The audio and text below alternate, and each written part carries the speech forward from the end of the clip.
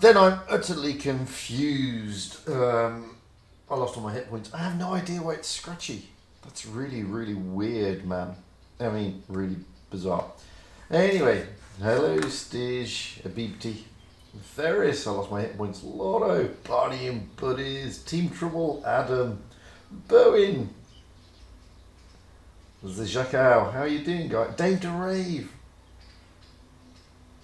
No, I'm not playing the music. I don't know.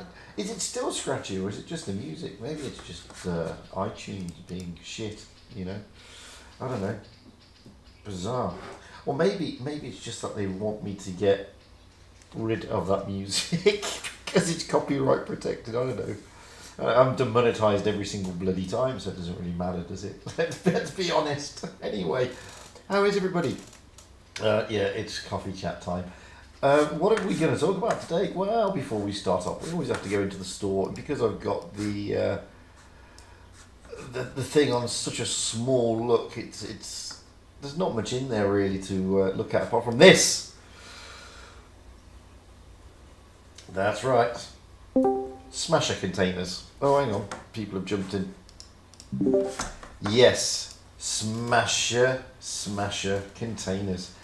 So, 3% drop chance to get a smoosher. Well, there's been a lot about, hey, the Junior Jane, hey, Tommy, hey, Kathmandu. So I've already seen a lot of noise about this. Not many people are impressed because, well, it's a smasher, isn't it? And, you know, unbelievable, yeah. I don't know. I mean, I don't have issues with the smasher, to be honest with you. I have more issues with this bloody thing trying to pen it.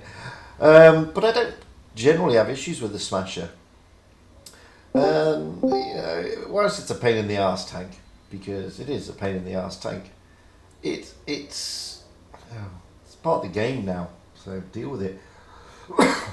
However, 3% drop chance. It's not exactly a lot, is it? But look on the bright side. Not everybody's going to get it because there's a 3% drop chance. Simple as that. I don't know about this one. I don't know. I mean, it's a smasher. Then we got passes, obviously, because battle pass is time. Then we've still got the T2 and T7 car and stuff like that. There's not much really in the store at this moment in time, apart from battle passes, the T7, blah blah blah, and smasher containers. Okay, you got the E75 TS Eagle, 8,500 or fully equipped. I mean, that's not a bad price, to be fair, for that tank. I mean, it is a pain in the ass to penetrate it if you're a tier 7, unless you get around the side or around the back. It's not a bad price, that. Or you can get, you know, the little M4, the German Bulldog, and the E7 and the E75 TS at the same time for 10,500. Again, that is not a bad price. I mean, the little German Bulldog is nice, man. It's a nice. It is nice. And thankfully, these aren't gambling. And then you got loads of victory container, loads of victory boosters, so you can get to that shiny tier 10 in like an afternoon. But smasher containers. Well, what can I say? Smasher containers. That's all I can say on that. Smasher containers. There's not much else I really can say or will say. I mean, I don't know what you guys think about smasher containers, but as I said, I mean, the smasher as a tank doesn't overly bother me, to be honest with you. It doesn't. You know, all tanks can be a pain in the backside if you want them to be. But, you know, I see a smasher and I don't go, ah, smasher. I just say, oh, smasher, pain in the backside. But, I don't know, other people have other feelings, other thoughts. I don't know. Those are just my feelings and thoughts. So, what do you guys think? Nada. Okay, fair enough. I can't say more than that. So, what else is there? No, there isn't anything else really in the store. That's it. That's all there is, to be honest with you. It's there's not much else going on in that store at this moment in the time. You know, mainly because they probably want you to to get to grips with the Czech line, which isn't a bad line. I'm still not convinced with the tier 6 and the tier 8, but well, I can't disagree with you there. I lost my hit points. I mean, tier 7 is kind of sort of broken, and it has to be kind of broken to deal with all the premium tanks in tier 8, which it will get. I mean, that's the other thing, you know. I mean, Annihilator is balanced. Yeah, it's about as balanced as a Smasher. The Annihilator, one of the only tanks that can actually defeat a Smasher without breaking into a sweat. Yeah. But I mean, what can you say? I mean, it is what it is. At the end of the day, what's this? Discord Fugit come. I'm in Discord. I'm there. I can see you're there. I can see things are trying to be happening in Discord, but no one's saying anything. I don't know why. Hello, Discord. Sure. See? Say again, Spicy. See, people can hear you. You just got to speak. Anyway. So, yeah. Like I said, people are going to be upset about the Smasher, but, you know, you're always going to get that. Smasher containers you're talking about. Oh, hang on. That's why are you in sort of super duper massive echo mode? Hang on. Something's not right. Me? Yeah, you're in super duper echo mode. Let me see. No, I think it's at my end, not your end.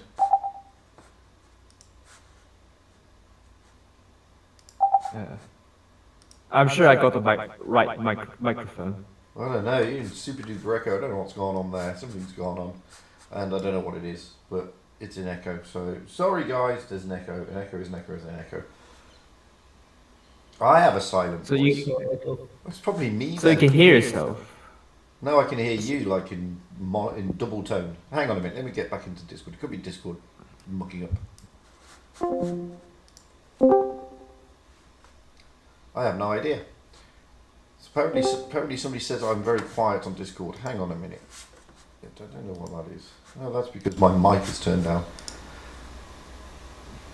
Okay, so I just came out of Discord, went back into Discord. I don't know if the echo's still there.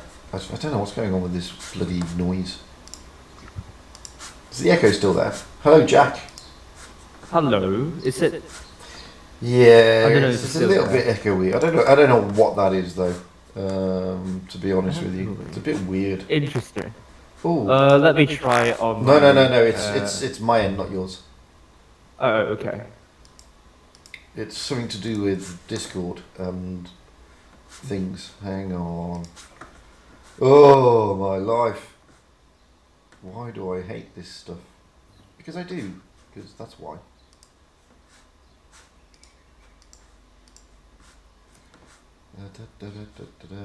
How do I sort it out? You still there, Jack?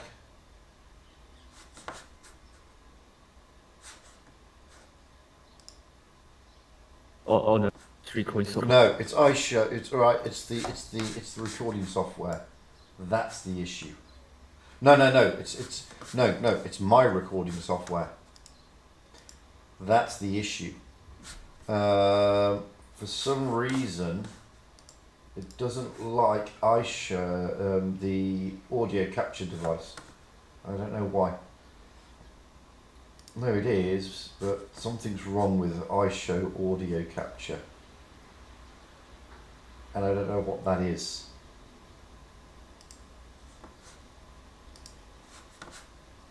No, the inputs are right.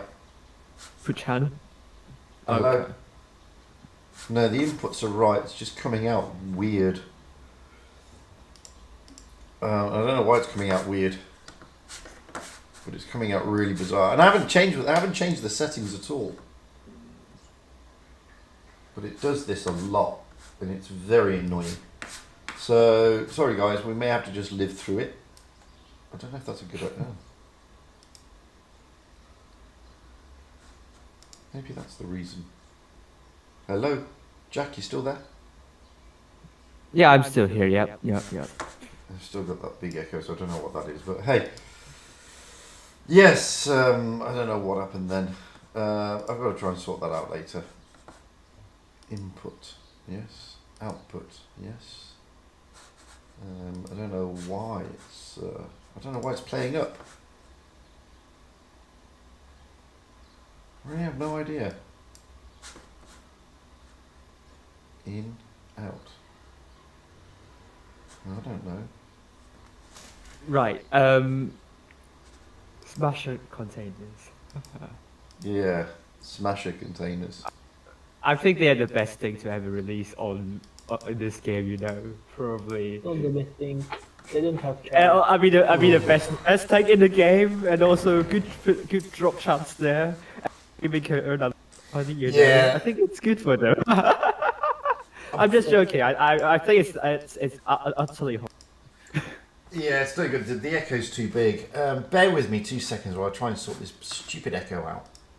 I don't know why it's there. Right.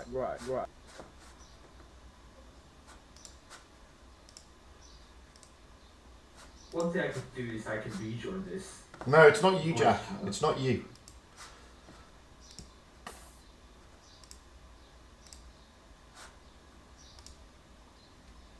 Okay. Jackie, you still there? Yeah, I'm still here. It's gone even weirder. Oh man. That made even weirder, man. This is what happens when I try to make things work. It doesn't work. Oh god. It's- It feels like the input includes the stereo. Your computer sounds as well. No, I don't know what it is. It's... Oh dear. How about now? God. Oh, that's a bit better. Maybe because I haven't put... Oh, I have put that on. Are you there now, Jack? Oh. Ah! I've sorted it, I think. I think that's it. Hello? Congratulations. Yay! It was sorted! What happened? Oh, it was the multi-output device. So, yes, it's all Ah, resolved. Woohoo! Woohoo! That's what I was thinking as well. You probably have multiple inputs all at I once. do, but it's been resolved. Jack is no longer in an Echo Nice. Stadium, and he's no longer in slow-mo voice. Yeah, man. Nice. I was saying the Smasher containers are the best thing to ever grace this game. You know, because it's one of the best tanks in this game, and also good drop chance, and also wargaming can earn a lot of money. Obviously, I'm just kidding here. You know, just being a bit ironic. It happens. Yeah. So I lost my hit points. Fugit, can you please give Jack the deep voice back? I can't, because I'll bugger everything up again. And that's not good. What? Yes, Right. at one stage you had an ultra deep voice, you see. And I mean ultra Me? deep. Yeah. When? When I was playing around with the settings to try and sort it out. Oh my god. Yeah, so that's what was happening. So when I was trying to sort out all the settings, you had an ultra deep voice. Oof! So there you go. Tech tree. So yeah, we've got the the Czech tanks. I mean, we were talking about them last week, but they've sort of been embedded now a bit longer. So what's everybody thinking about them?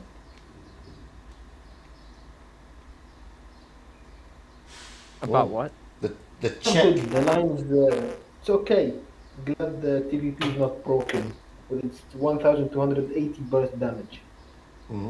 Just to They point, will nerf it. just to point everybody out, that's not my Echo. That's Spicy in a bathroom. That's two different things. Yes, I can speak freely now. Two different things. I'm grinding the TVP line, and I'm dreading nothing. currently on tier 7. I think I struggle more on tier 7 than on tier 6, probably because I'm still grinding the crew up, and also so I don't know. I feel like tier 6 is better for me than tier 7. I'm not a big. I'm still getting to grips with the tier 6 and the tier 8. I'm not big fans of those. But the tier 7, it's not too bad. It's just a T34 with. T7 is A weaker good. mantlet. It's a good gun. Yeah, it's okay. It's a T34 with a weaker mantlet. Even the tier 8 one. See, I'm with People say you. they hate it. Yeah, I'm with you on that, Tier 8 Yusuf. one is good. It has Tiger 2's Top Gun. Same pen in my opinion. Yeah, Good time. I'm with Yusuf. Tier 6 no, tier 7 nice, tier 8 shit, tier 9 awesome, and tier 10 I spammed it all day yesterday. I like the tier 10, I must admit. It's That is not worse, but it's a good. It's not the easiest tank to play. Put it in the wrong place and you really get hurt. But if you get used to it, boy, can you dish out a lot of damage. It's beautiful to play in that respect. So yeah, I quite like the tier 10. A buff, a reload buff. No, I don't. I think the reload buff on the tier 10 is just ideal, to be honest with you, because the amount of damage you're dishing out. The amount of damage you're dishing out. I mean, you're dishing out close to 1,200 damage in a short space of time. That's a lot, man.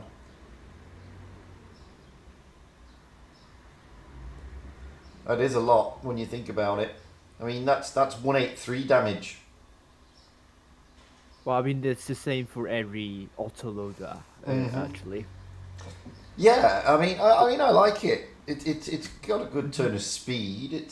I don't think it's that bad. Hi, Huang. How you doing? I don't think it's a bad tank at all. I think it's quite nice, and I think the more people get used to it, the better. But yeah, so that was. I mean, people are still grinding them, so maybe we'll have to wait and see what people really think. More importantly, when updates come, it's like a 2-week trending. If they brought a line, yeah, it's roughly about that. 2 to 3 weeks trending. Then they forget it. Yeah. I mean, I'm with you, Yusuf. I'm not keen on the tier 8, to be honest with you. It's a bit meh, as far as I'm concerned. But I'm not used to it yet. That's mainly why. I think I've got like a 64% win rate or 65% win rate, or whatever the stupid win rate is in the tier 10. I don't know. What have I got? Yeah, I've got a 62% win rate in the tier 10, so that's not too bad after 70 odd battles, because I did play it a lot yesterday, to be fair. So yeah, I don't think it's that bad. Tier 9 one is good with autoloader. Not bad, not great, but good. Oddly, I get on better with that than I do with the Progetto. Bizarrely, I don't know why. Just one of those things, I guess. But maybe I just need to play the Progetto more. Maybe that's the next tank I need to spam. Possibly. Progetto, oh my goodness, we double Progetto. Don't get me started. Well, I'll try. Oh my god. I do have a Discord server, yes. Of course I do. How do you think people are talking? I lost my hit points, of course. I'll even stick the invite link in the chat.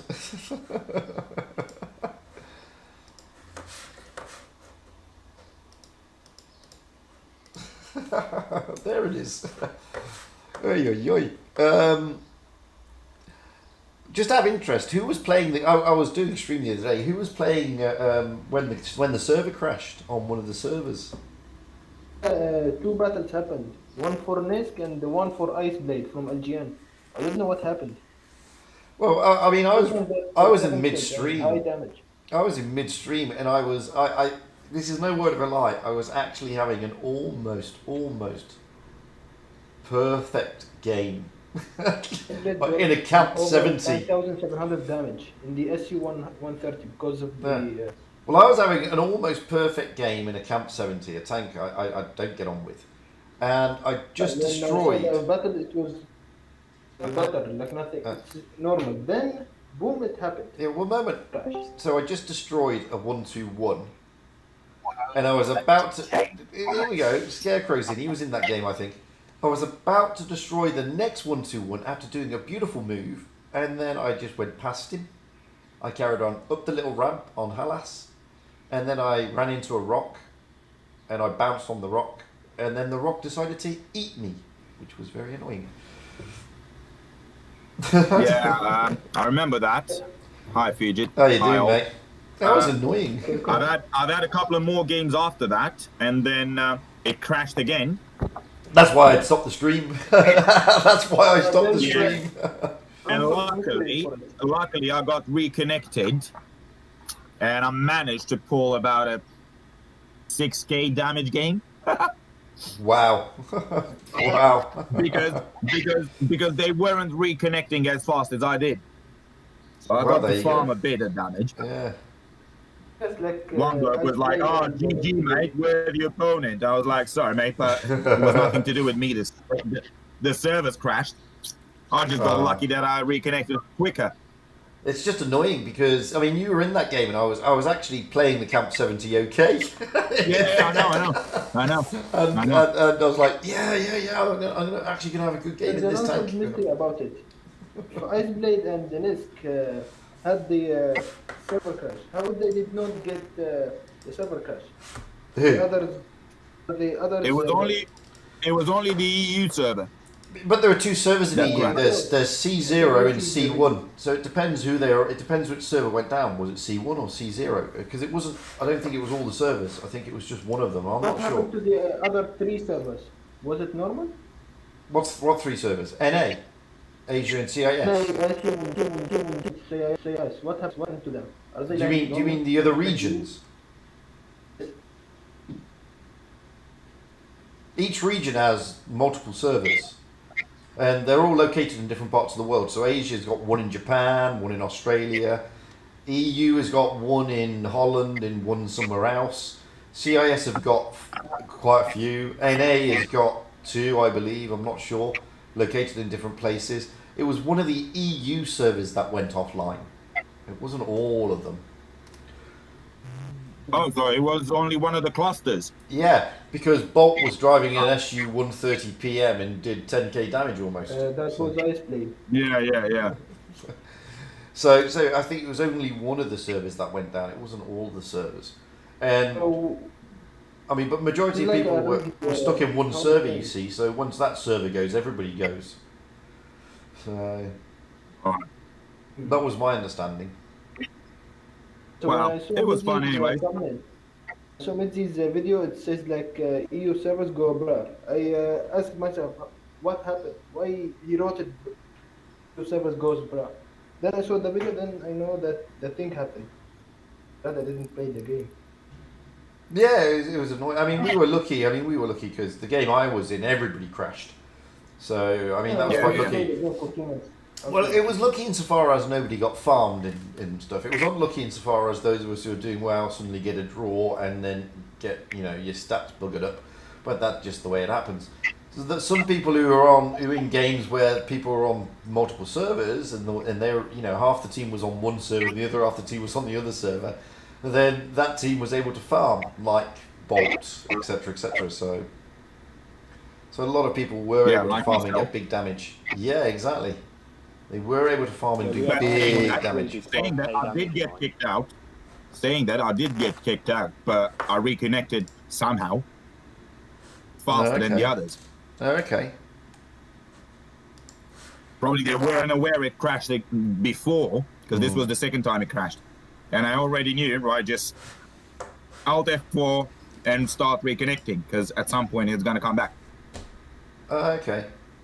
Just want to point out, guys, don't show me hit points where you die in the first 20 seconds. It's just not good. Because I can't really show them. But thank you for showing me a replay where you died in the first 20 seconds. I mean, it's appreciated. Well, maybe the replay was about someone else in the video, not exactly himself. I don't know. Well, I'm hoping this is the same guy. I hope he hasn't sent me another video where he dies in 20 seconds. It'll be funny. Maybe that's just a challenge, mate. Maybe it is. Yeah. No, they shouldn't be. I don't think they are I don't think they are eligible for Hall of Fame. Is the honest answer. I think they're completely ineligible for Hall of Fame. Which is not a bad thing. Which is not a bad thing. They should not. One was made by Iceblade and the other was made by Nisk. Both of them, they consider it as rigged.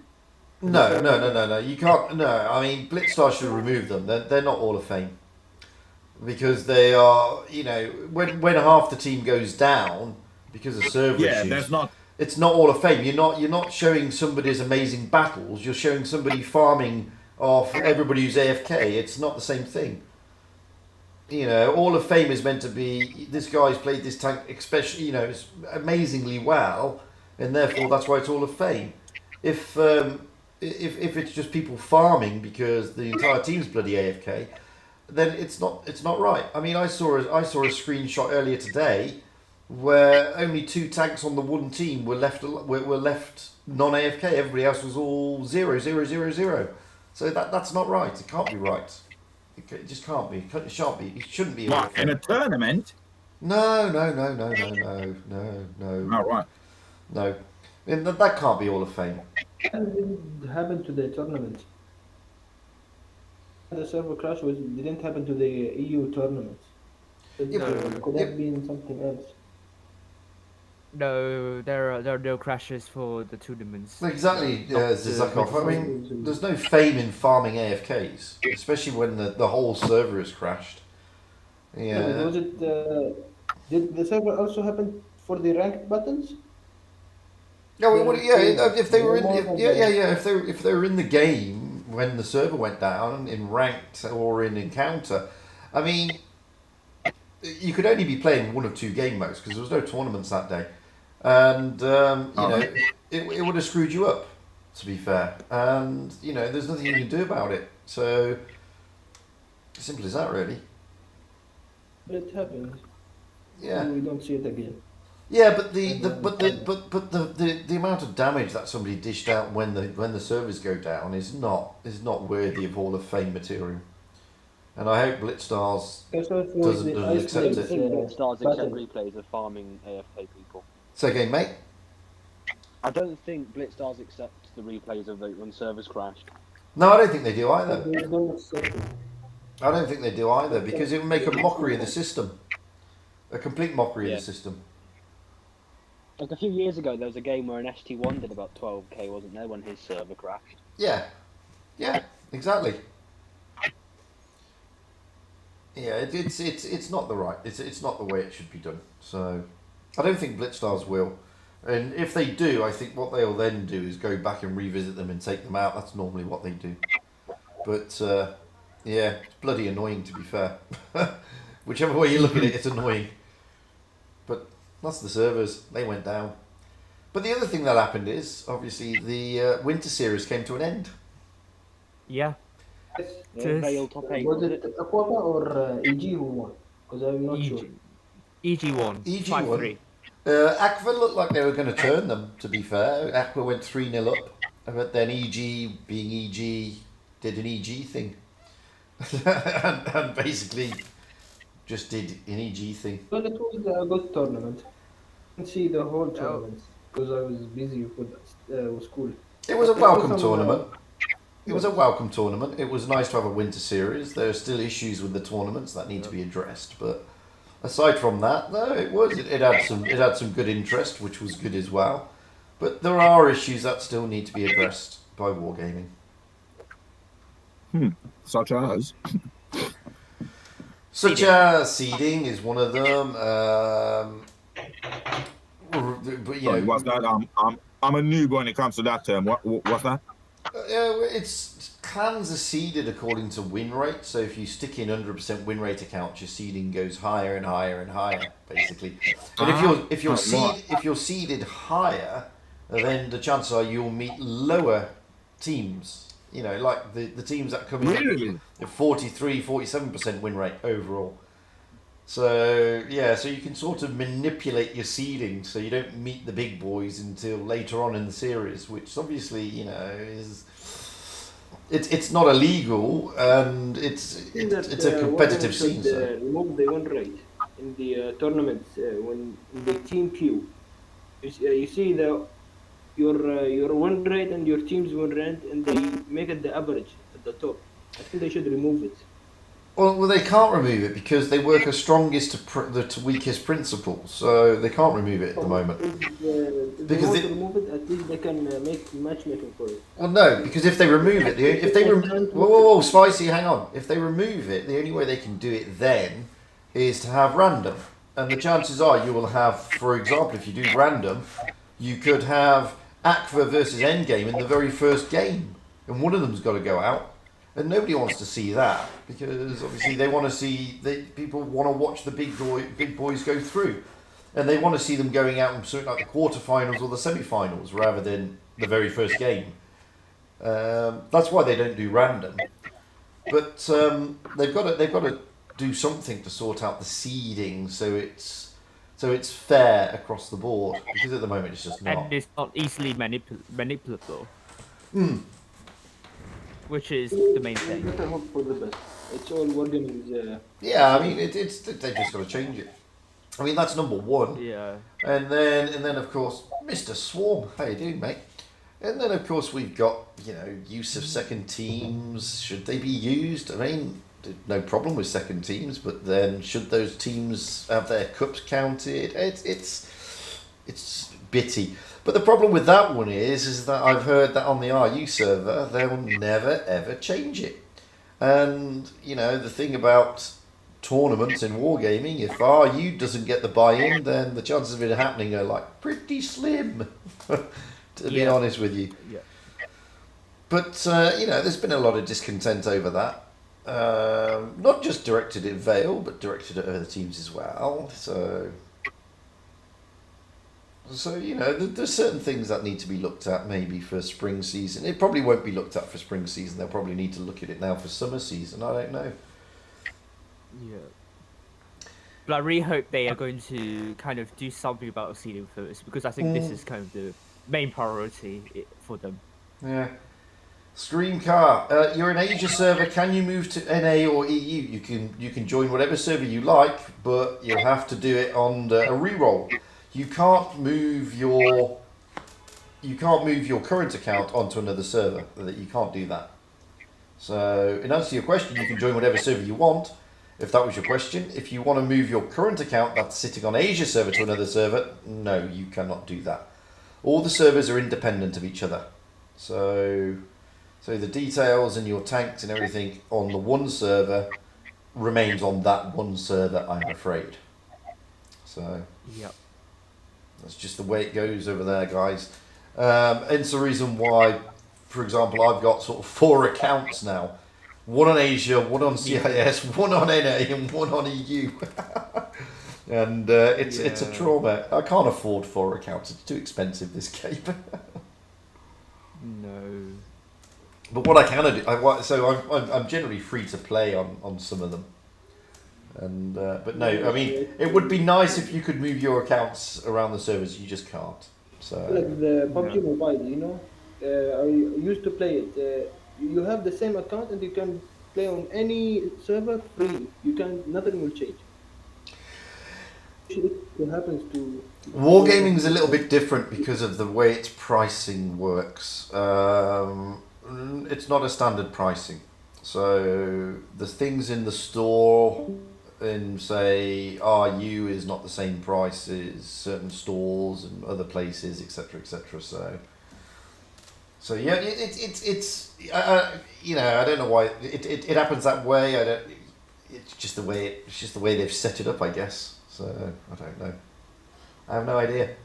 I mean, I'm a techno noob at the best of times. So how they set up servers why they set them up in that particular way. I mean, regionally is, I think when it was first set up, it was probably just mainly they set it up on RU first because that's basically where their base is.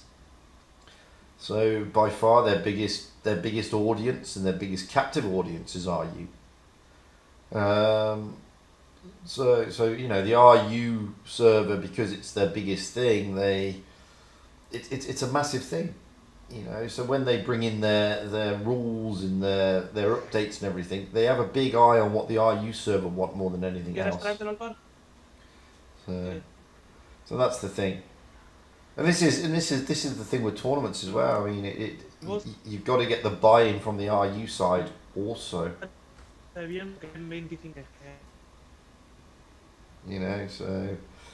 don't know. We'll see. I mean, all we can do is try our best and lobby where we can. That's all we can do.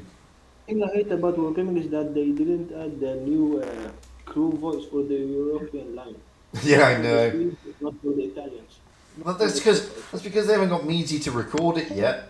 You know, I can imagine it. You know, when I keep telling you, you know, at the end of the day, they're going to get meaty to do it. When the tank gets destroyed, it's just go, nice one, bruv. That's the crew voice. That's the one coming. I can work on them. Yeah. Every time you hit the tank, nice one, bruv. But no, I mean, Maybe some of the YouTubers can make their own crew voices for the tanks. Mod. it's only the English crew voice that's missing, I believe, isn't it? Any crew voice is okay. As long as it's a mod, not a game one. And the European line, because they haven't got, you know, can you imagine that? You've got multiple. You've got Polish, Czech, Swedish. The Polish line is going to... It's going to be a massacre. Oh my god. Because the 60 TP has strong turret and 152 gun with good pen. Leaders, I don't know. Maybe we need Shocky for Italian crew voice then. If we get Shocky for Italian crew voice, we'll get Zerd for the Swedish. Yes, word for Swedish. For Yeah. the Polish. We got Ollie from the north for Finland. Yeah.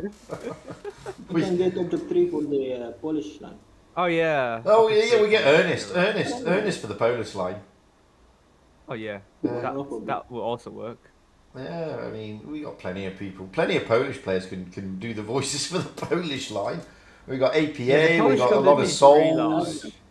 Yeah, we got APA. We got Souls. They're just two of the Polish clans. There's a lot of Polish clans. A lot of Polish players in Blitz. So, And the community is really big. So. yeah, we've got a lot. We've got a lot of Czech clans as well, so they can do the voices for the Czechs. Not a problem, man. Oh yeah. For Polish, Swedish, English, German, etc. The German is there. Which wargaming can answer to the players' problems. Like if they can listen to people, they are rarely doing it. Well, that's not strictly true. They do listen, but you have to appreciate a couple of things. I mean, there's a couple of things. Firstly, when you say they need to listen to the people, who do they listen to? The majority, or just the one person who complains? And this is the thing. And at the moment, I mean, every now and then you'll get a feedback sort of thing to feedback, and that just goes into their data bank of, you know, spreadsheets and crap like that.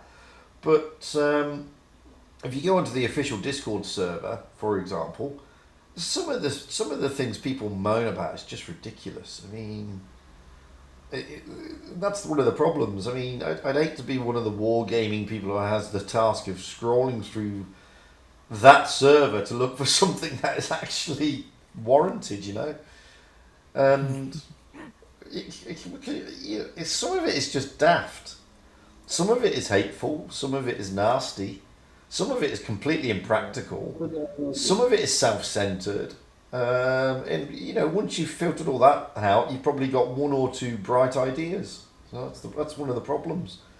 You know, they need to find a better way to do feedback. To be honest with you, that's both proactive and constructive.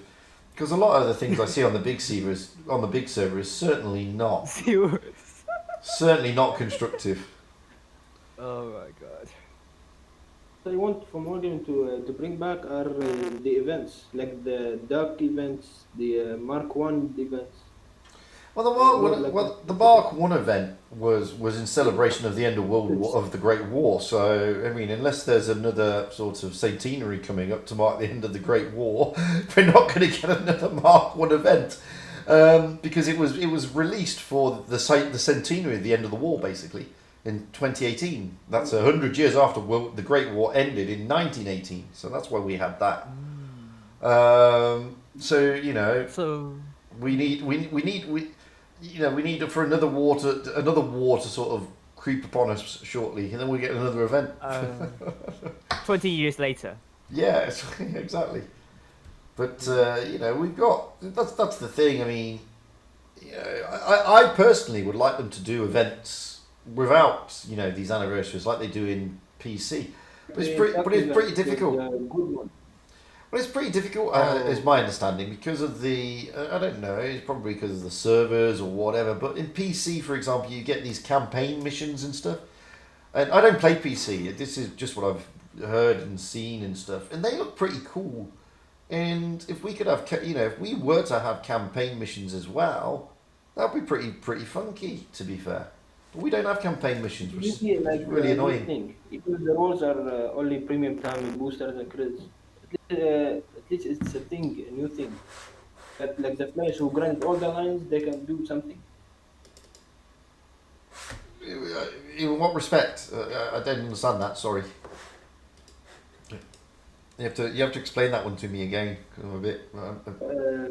Which if they like add missions? Exactly, I lost my for, hit points. Players who grinded the lines.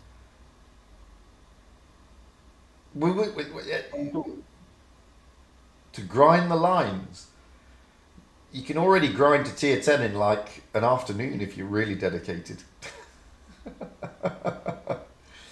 And the boosters you need. And the boosters, yeah. Well, you get boosters left, right, and centre. I mean, boosters get thrown at you nowadays, to be honest with you. Boosters are okay only for players who wants to grind lines. It's a helpful option for them. Yeah, but I mean, the thing is, I mean, I already have I'll be honest with you, I already have an issue with players grinding too quickly nowadays and rushing the tiers. Because of 5.5 update. Because I don't think, I mean, I'll give you an example. I was in a game the other day with a guy in an E100. Okay, he had 1,400 battles in the game. He's not a reroll. I know he's not a reroll because if he was a reroll, then he's failed miserably with his 44% win rate.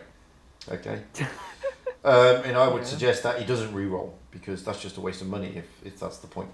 So I know he's not a reroll. He's a new player, and I'm not picking on low win rate players because you know everybody has a win rate that's lower than somebody else, unless of course you're the honor and you've got an 80% win rate. But majority, you know, a lot of players. We all start somewhere, so that's not my beef. He's got 1,400 battles in an E100. He's not ready for that tank.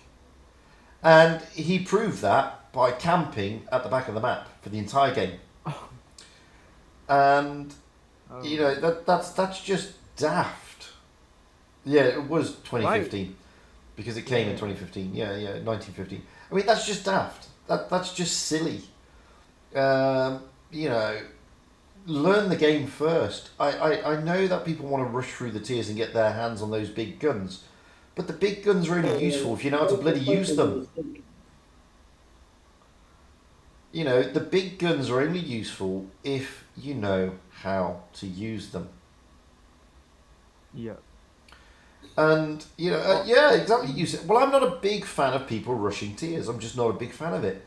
Because I don't think... They used to train people about having big guns. Like in tier 3, you could have a Cruiser 2, I think, with the Derp gun. It teaches them a little bit about how to build Derp guns. It was a good advantage. When 5.5 came, it's all gone. Now people don't know how to Derp anymore. It wasn't a question of the guns. It's a question of learning how to play the tanks.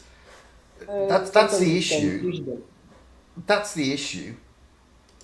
The issue isn't. Oh, it's got a big gun. Hang on. You still there? Are you still there? Hello. Yes, I'm here. Oh, you're still there. Good. It's not a question of learning how. It's not a question of having the big guns. It's a question of learning to play the tanks.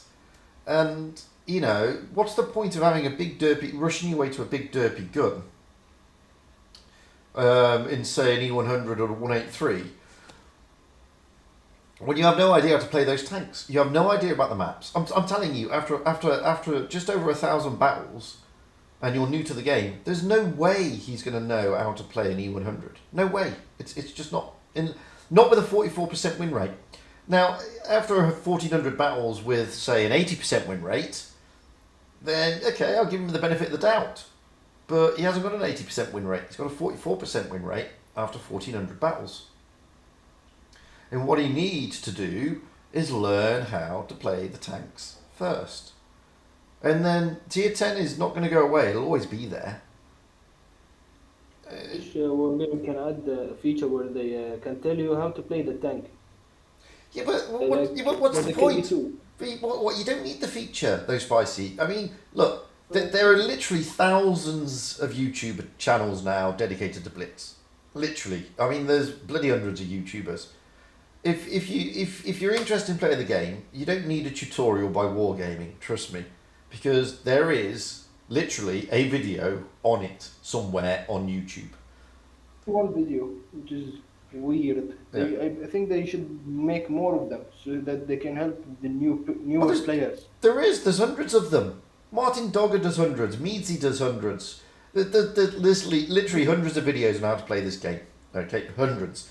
And you don't need tutorials realistically given to you by Wargaming to show you how to play the game if you're that interested. The idea of tiers 1 through to 4 is they're the training wheels. That's where you learn to play the game. No, I get that, Layla. Someone said that he wished for AIs for being in training rooms. I kindly disagree with him. What's that? Sorry. So I think I saw a video about Mitzi. He's saying what he wants in the future for Blitz. I think he said that he wants AIs training rooms so that people can practice. I think he said. He wants He said what? something about AIs in training rooms. No, I don't get you. Sorry. I don't He once understand. said that he wanted AI bots in the game in That's training right. rooms. Yeah, but why not? Why not? You should be. Why not be given the option to have AI bots in the training rooms? You got the bloody bots already. It's a good option, so that it can teach newer players how to side scrape, how to angle, how to hold down, One moment, stuff like that. Barney. You've hit the nail on the head, and you know what? I absolutely love that film. I mean, marvelous is another one he says in that movie. But you're right. A man needs to know his limitations, and that is true. But well, anyway, sorry. No, I don't think there's a bad idea. I don't actually think that's a bad idea. You know, if you enter a training room, you should be able to click on bot, not bot, and have some bots in there. Why not? What's the problem? I don't see the problem in that personally. Don't think it's a bad thing at all. No, I agree with that, Galactic. Tiers 1 to 4 are simplistic, but they're meant to be, they're meant to teach you that eventually YOLOing to the middle or sitting at the back camping isn't a good idea. Tier 5 is where you start to do the finesse, like side scraping, haul down, and stuff like that. I get that. All the size of the tanks. But Light what? tank to tank destroyers. Do what? Say again. Tier 4 is a tier where you can start a new beginning for the lines. Tier 4 is like an option, whether you go for the TDs or for the mediums or heavies or light tanks. That's what I think they did. For tier 1 and tier 1, from tier 1 to tier 3, they made it only for light tanks and medium tanks. It's a good option. TDs and heavies who wants to learn about them. Yeah. Tiers 1 to 4 is, regardless of what tank class you're looking at, is there to get you to understand the maps and understand how the game works in practice. Tier 5 was where it was meant to be more finesse. Tier 5 and Tier 6 was meant to be introducing new things like side scraping, haul down, slightly more advanced tactics. Tier 7 to Tier 8, okay, is meant to introduce you to even more advanced tactics. And then Tiers 9 and 10 is the pinnacle. That's how it's meant to work in real terms, but it doesn't work that way. It doesn't work that way. And what you now have is nobody cares about Tiers 1 to 4. They're just an inconvenience. Tier 5 to Tier 6 is just an inconvenience. Tier 7, you can just ignore it completely because you'll just rush it because you've already bought your premium tanks at Tier 8.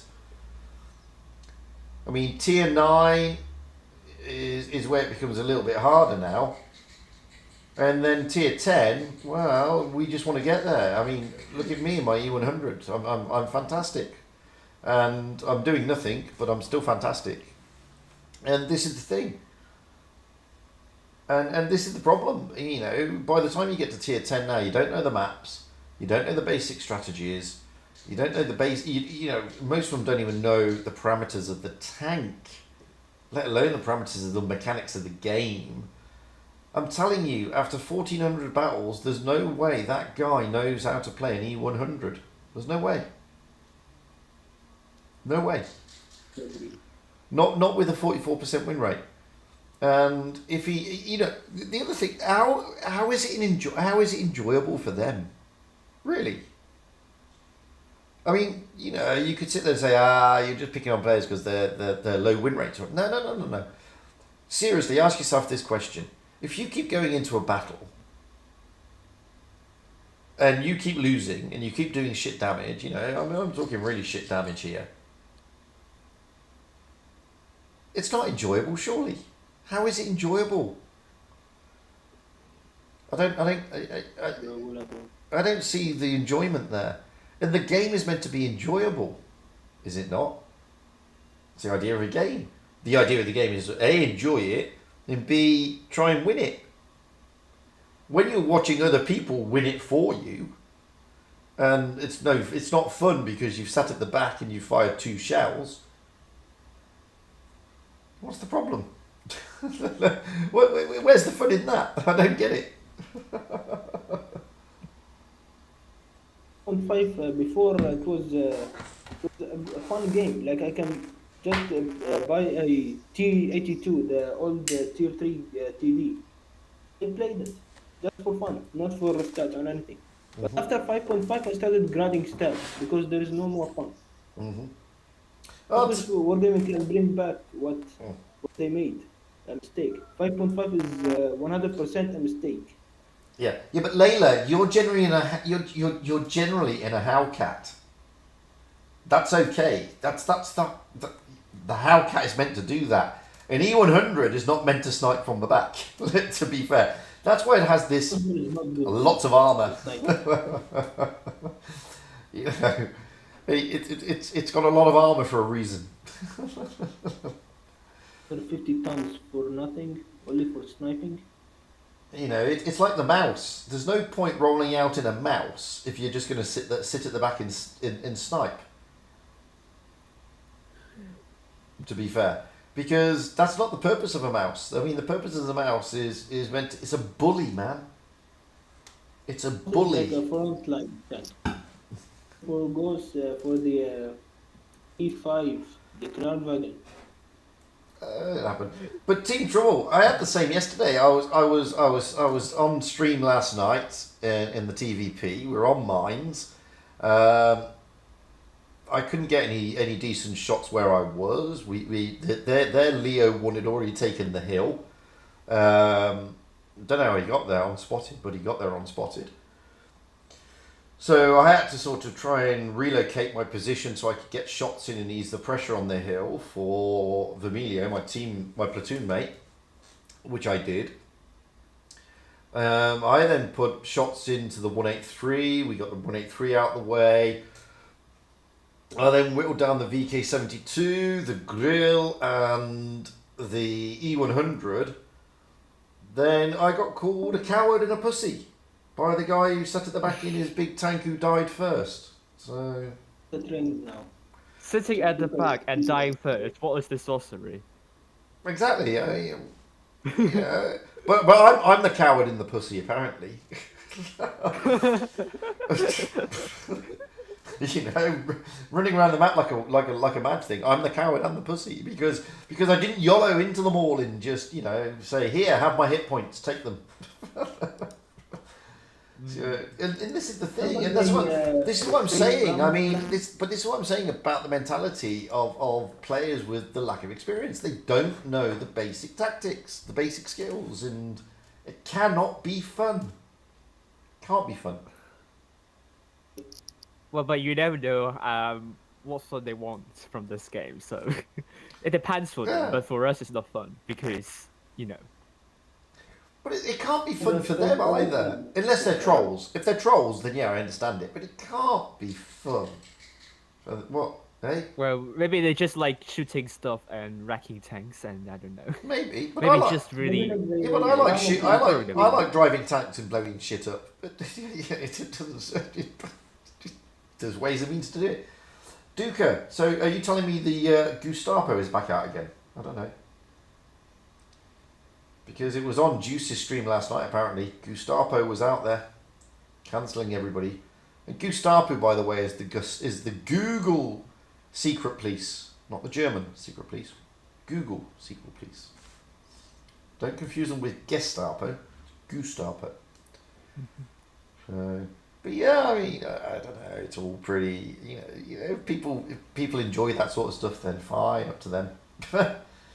It's yeah, not my way of looking at the game and saying, yeah, that's a good idea. Let's do it this way. So the MEM is the MM as it is at the moment, and it's you know, there are projects going on to see is it rigged, is it biased, is it this, is it that. Well, I'm not 100% convinced. The EU crash server, I think their internet stopped or something in the system happened. What maybe explains what happened. What happened for the crash? Oh, I have no idea. Something went down. That's it. It won't come again. Doesn't matter. It doesn't matter what happened. All we know is that it went down. Well, they should do something for a clan named the fake Brahmo, and they also emerged from the fake region.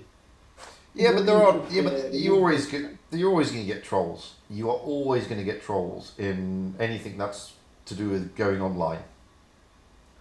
There'll always be trolls. There'll always be fake meadses. There'll always be. I mean, at the moment, there's numerous fake meadses, numerous fake His Royal Fatnesses. There's fake everything. I'll see you later. I lost my hit points. Thanks for popping in, mate. So you know, but you're never going to stop that because it's an online game, and you're never going to stop it. You'll never stop it, no matter what. And you know, you can ban them tomorrow morning, and they'll just create another account. You can't do much about it, guys. One day they will get removed. We better do it. Yeah, but it's the internet. You know, all you can do is ban the IP address, and that's easily got around, isn't it? You just get a VPN, and then you get around the IP address issue. So, you know, it's very difficult. In this day and age, it's very difficult, and it's so easy to be a troll, and it's so easy to be anonymous, and you know, it's so easy nowadays to. It's much easier to spread hate than it is to spread love. Let's say, it's easier. Don't know why, but it is. Maybe because people have probably got nothing better to do. I don't know, but I have some questions about the ban hammer. Oh, ban hammer! Yeah, here we go. This is going to be about passive play, yeah. Go on then. Yeah, I guess it seems like banning has become the rigor of late. It's becoming more frequent. Dribbles was banned this week for a brief period of time. Mm-hmm. I myself, I received a ban for 4 games. Oof. What for? Did they tell you what for? They told me what for. It was inactivity during battle, which, okay, I could accept or something.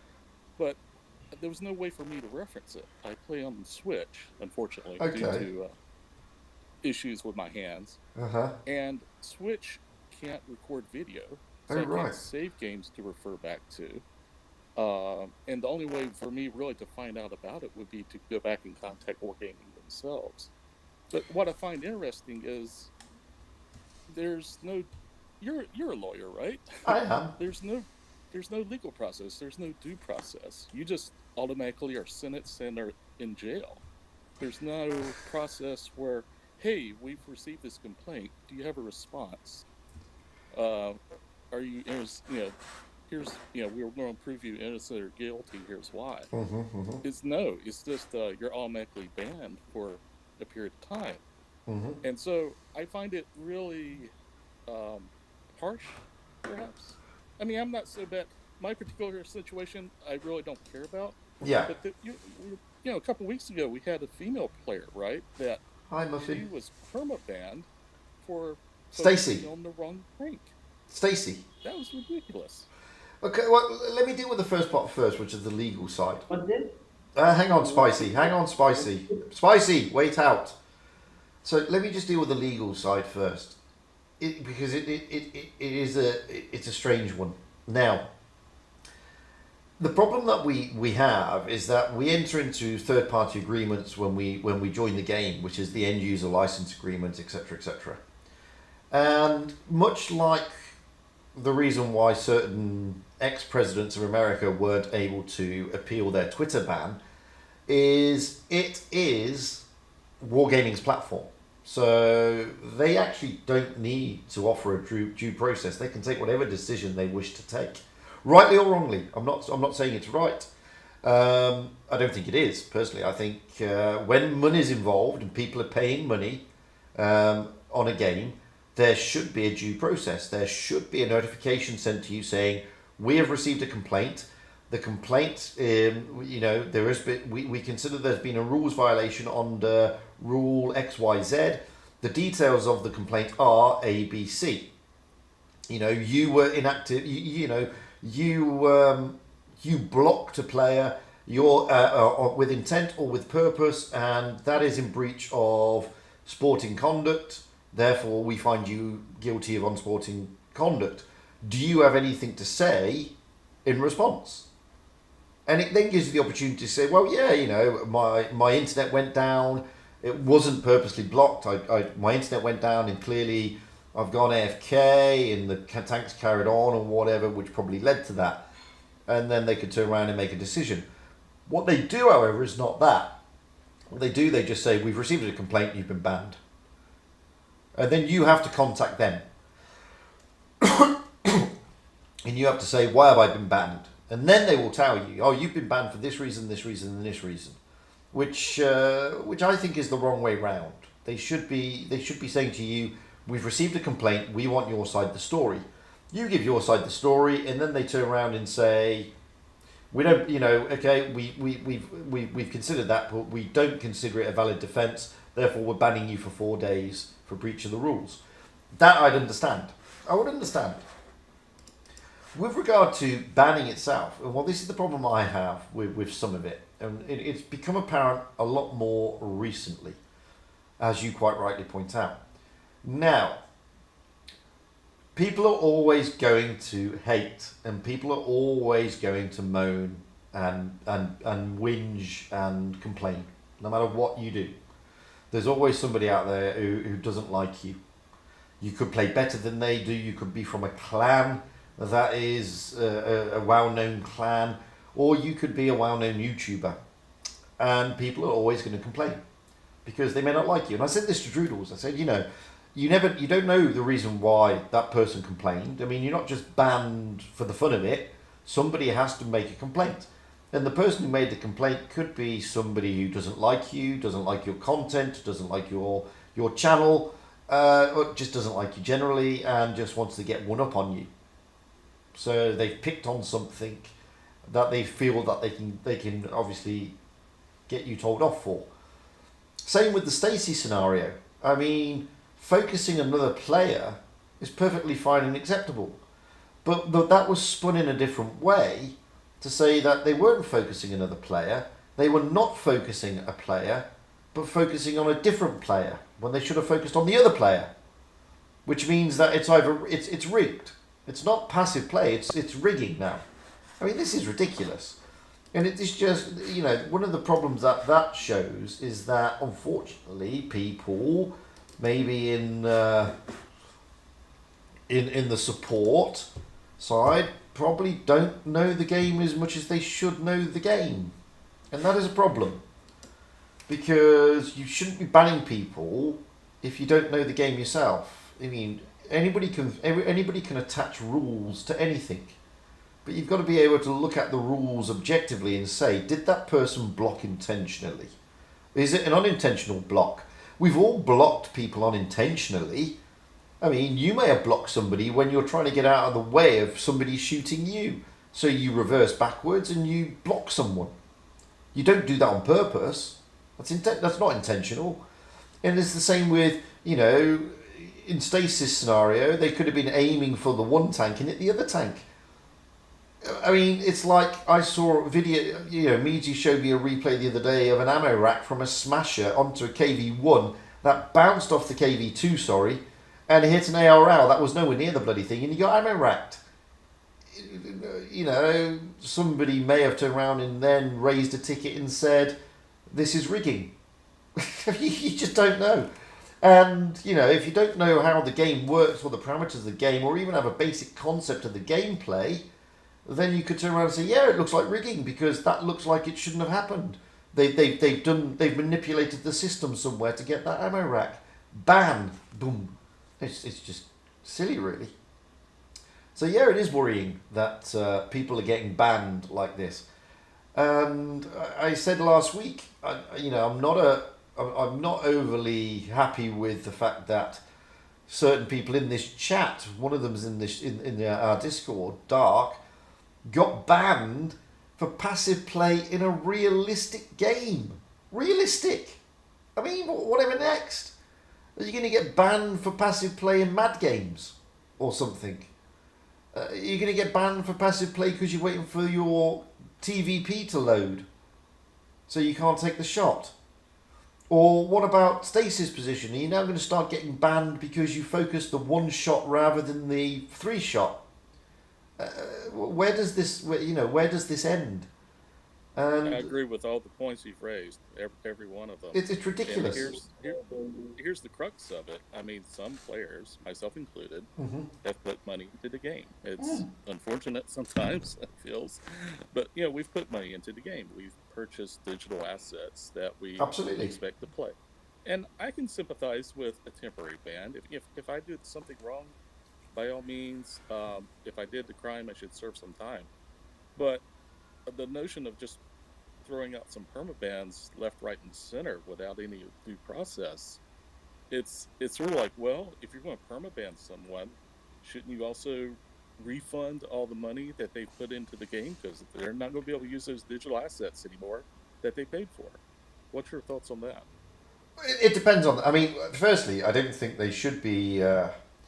They should be just permabanning without due process. I mean, I think they need to look at that system. Oh, why is it Discord? Bans are not like permanent. Only like 2 weeks. No. Stasis was initially permanent. Account sharers are initially permanent. A lot of bans when they initially come out, Spicy, are perma bans. They're not 2 weeks. People appeal them and then get them reduced. But initially, some of the bans that come out are perma bans, and so it is an issue. And I think in the first instance, they need to change the way that they look at this. And like I said, I would be much happier if their system was somebody raises a ticket and complains, Wargaming then send you a response, say we've received a ticket of the complaint and we are suspending your account for 24 hours for you to get back to us and give us your version of events. That would be good.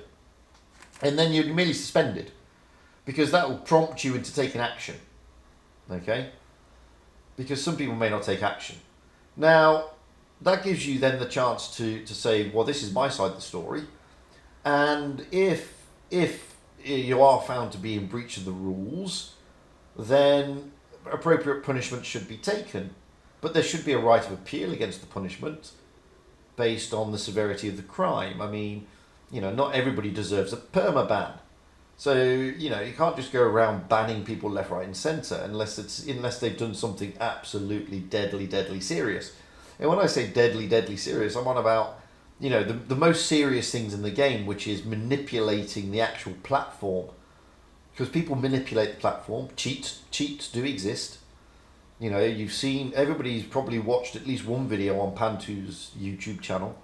Now, that deserves a perma-ban. because they are literally manipulating the game to get an advantage at everybody else's expense. Blocking somebody every now and then, okay, it's on sporting behaviour and you need to get your knuckles wrapped into things like that. Account sharing, the same thing. I mean, you know, you may share accounts every now and then. Does it deserve a permaban? Probably not. Does it deserve 3-month ban to 2-month ban? Probably. As for permabans, if you make it that only the most serious offences get the permaban outright, then yeah, you lose your bloody money because you've broken the rules. And why should you profit? You know, the rules are there for everybody. And I would be pretty annoyed if I follow the rules and spend my money to find out that if I don't follow the rules, the only punishment is I can no longer play the game, but all the money I've invested I'll get back. I don't think that's a good rule. So, but if you change the rules to begin with and you change the punishment to begin with, then there's no harm in people losing what they've invested because they shouldn't have broken the rules at the same time. It's like going to prison. But they need to be more realistic about this. Times have moved on. And they need to approach it more systematically. And not just, oh, we've got a ticket, we've looked at the replay, we think it's bad, so boom, permaban. I don't think that's the right way of doing it, personally. They should correct it, or at least change something in it. Because it can't stay like this forever. Should do something. Yeah, they do. They need to do something. But again, it comes down. Some of it comes down to, you know, resources. Have they got the resources to do it? And I don't know. But maybe what they should do is consider maybe setting up, like they have testers. Maybe they should set up like adjudication panels or something. I don't know. Testers, they can. Well, you have clans that test, so why can't you ask clans if they would be adjudicators, and they can adjudicate things, and you know, give them a bit of gold every now and then for their time and their trouble. You can do lots of different things, and then you only need limited resources at Wargaming's end to make sure that the adjudicators are not being biased or bitchy, and get the community to police itself. I mean, that's what military honour was meant to be, but it's failed miserably. But when I say get the community to police itself, I don't mean give it to the hands of every man out there. Give it to the hands of the trusted clans, because you know we do it for testing. Why not do it for that? There could be something in that. They could look at it, and who knows? It may settle the game down a bit. Who knows? I don't know. What do you think? I think they should make something. They should change it. Make it good where you and the accused one is good. All I'm saying is just change it. Make it the same again. I don't quite understand. Kathmandu, what do you think? You raised the point. I think you've brought up some good points. I think too, you mentioned early on the end user license agreement, you know, always falling back on that. But I have to ask all of us, have you ever read the end user license agreement? I mean, is there a clause in there where they could put a clause in there where Wargaming, for whatever reason, wants to take your house? And you have no choice with the end user license agreement other than you accept it or deny it. It's not like a real agreement between two people or a person and a company where, oh, you know, I have a disagreement with clause number 3. Let's amend that and change the wording on that, or I will not adhere to that particular clause number 4, but I agree to the rest of the license agreement. So I just find that notion of falling back on the end user license agreement kind of lazy in a way. It is. I mean, what it is. Well, true. It's a binary document. It's always tilted. It's not tilted in anyone's favor but Wargaming, and you really don't know what's in it. Well, I mean, a couple of things. Firstly, the end user license agreement isn't as big as people think, and the end user license agreement oddly enough, only really covers the use of the license, nothing else. The game rules, which are different server to server, because NA game rules are different to EU game rules, which are different to CIS game rules because of the different laws in place. That's what governs gameplay. But then you have another set of rules on top of that, which is the clan rules. So there are actually numerous sets of rules in this game. The end user license agreement being the one that ties it all in. And it just basically says that they give you an irrevocable free license to play the game. This is the rules that you have to follow to get this license, blah, blah, blah. And they can take the license away for these reasons, blah, blah, blah. So the EULA only really covers the use of the license to play the game. The game rules themselves captures the things that we're talking about, which is unsporting conduct, stuff like that. But you're right. I mean, in legal terms, we call these one of two things. I mean, in the UK, which I think is going to be this, in England at least, which is the same as the US, we have a thing called unfair contract terms. And unfair contract terms are contracts that you are not able to negotiate. And this is a unilateral contract, okay? You can't negotiate it, and you accept by pressing yes, I'll play the game. So it's in England, it's an unfair contract term because you should be freely able to negotiate your contracts, but you can't in this respect. So I don't know anybody who's actually sued anybody as of yet because the amounts in question are not massive, and the terms of the contract, which is the end user license agreement and the game rules, are not as onerous and quite ambiguous, more ambiguous than most legal terms. So yeah, you're right. Not many people read it, but it's like when you get a credit card, not many people read that shit either. That's human nature. But I mean, I've read both. I've read all of them. I know the end user license agreements. I know the game rules, and I know the clan rules. You know, they are heavy reading. They're not massive documents. Don't get me wrong, because they're not massive documents. But for you know, if you're expecting, say, a 13-year-old to read and understand, then good luck, because it ain't going to happen. To be honest with you, in a lot of respects. So you know, what they should do is, and they did it on the forums because all these rules are listed on the forums, but hardly anybody uses the forums.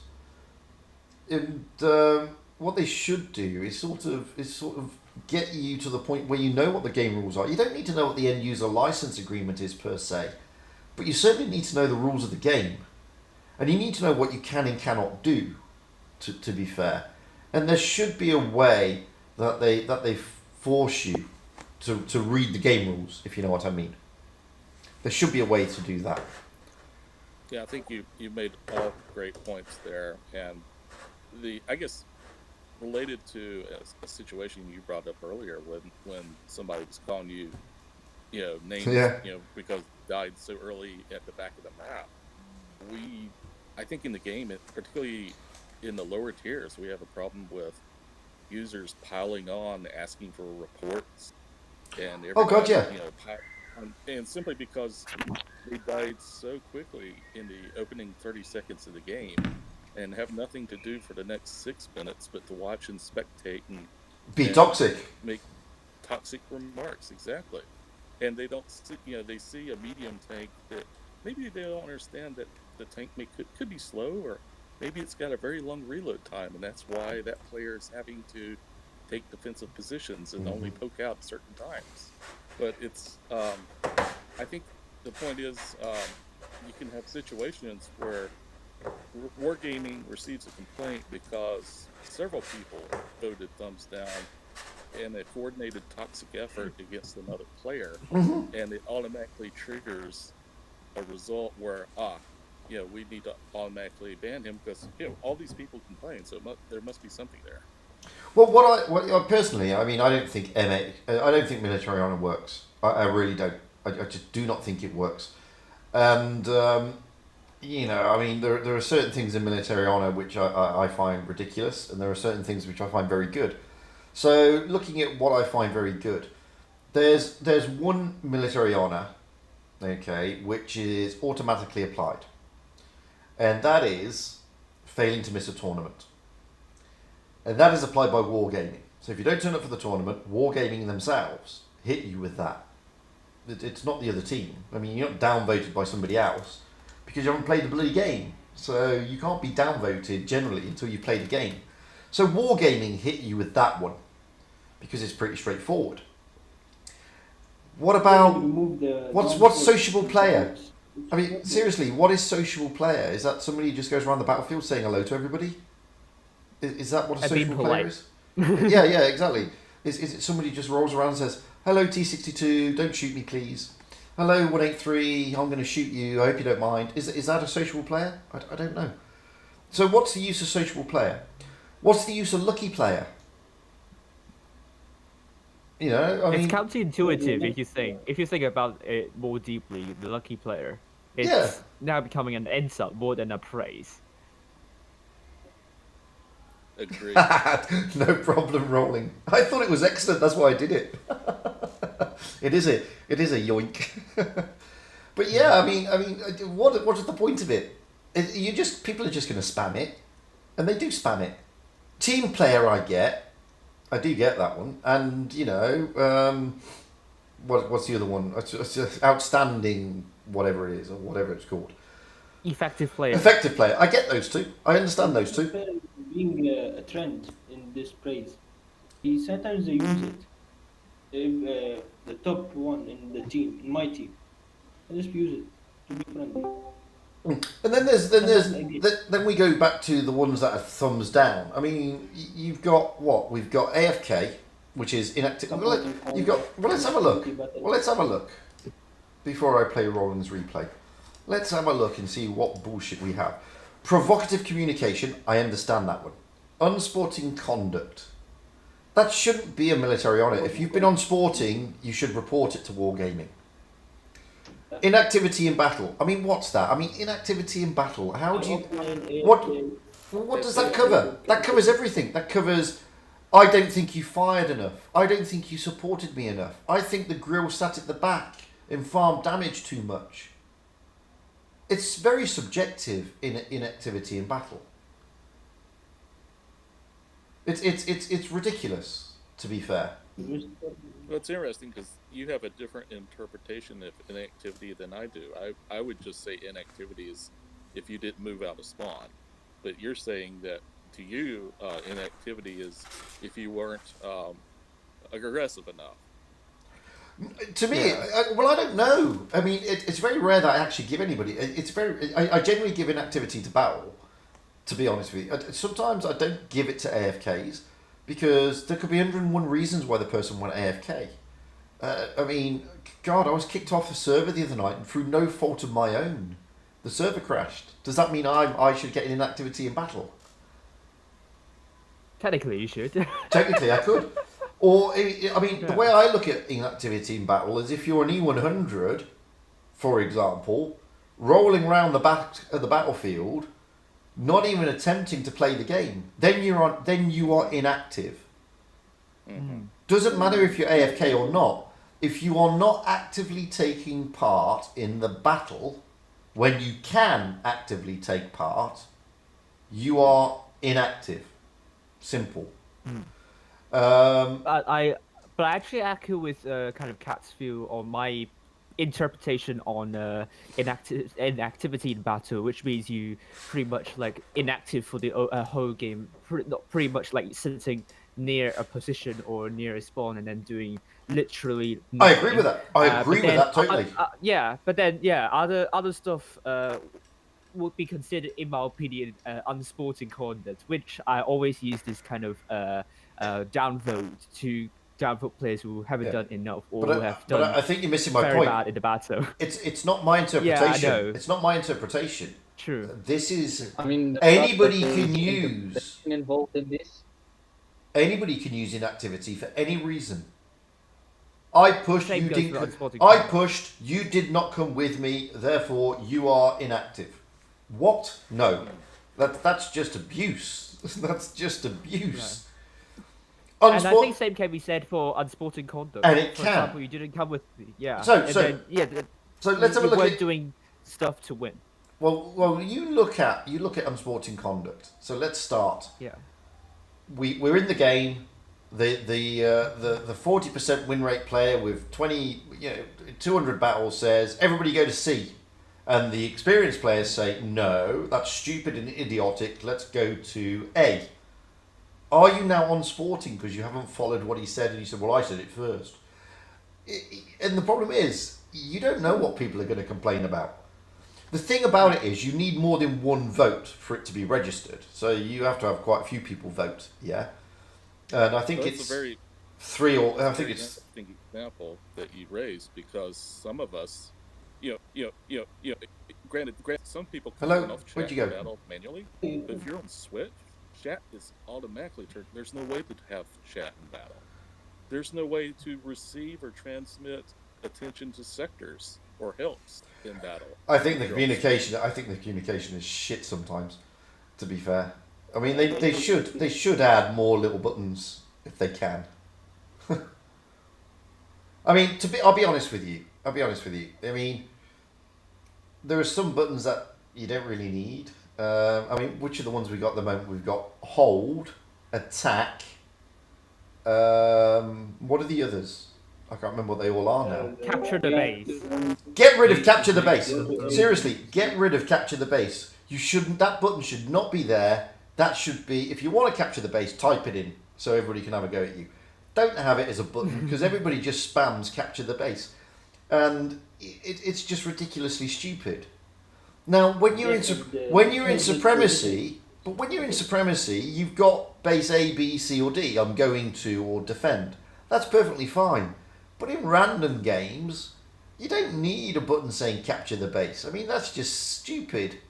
Personally, I just think that's ridiculous.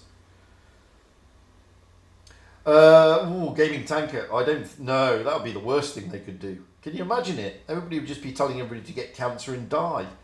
In voice, this community, unfortunately, and I hate to say this, majority are not mature enough to have VC. that's a horrible thing to say, I think but that's not an unpopular opinion. I agree with you. It's not a nice thing to say, but I just don't think they are. Rolling, I want that button back. I think that is one of the most useful buttons we ever had. I'm reloading. Even more so now, we've got so many bloody clippers. You know, I mean, I've got, like last night, I was in the TVP, Eric was in the WZ113, and he's saying, help me. And I'm saying, well, I can't because I'm loading. That's a great game, by the way. And I still haven't got the blue octopus, which is really annoying, and I've still not seen it. Still not seen it. Look at that. Almost. Oh, look at that. 6.7k, almost 6.8k. Oof. You're obscene rolling, to be fair. In the 215B. But I thought that was a great button. And so, if we weren't on VC, I'd have to type reloading, which is ridiculous. So, I've got a long reload time in the TVP, so I can't help him. So I need to let him know that I can't help him. Don't push, because I'm reloading. It's absolutely stupid removing that button. I don't know why they did that with the clippers that are involved. I just don't understand it. It just makes no sense.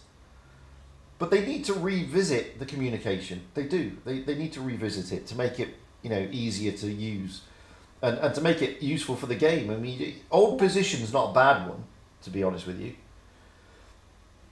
But I mean things like capture the base, I just do not think that needs to be in the communication box.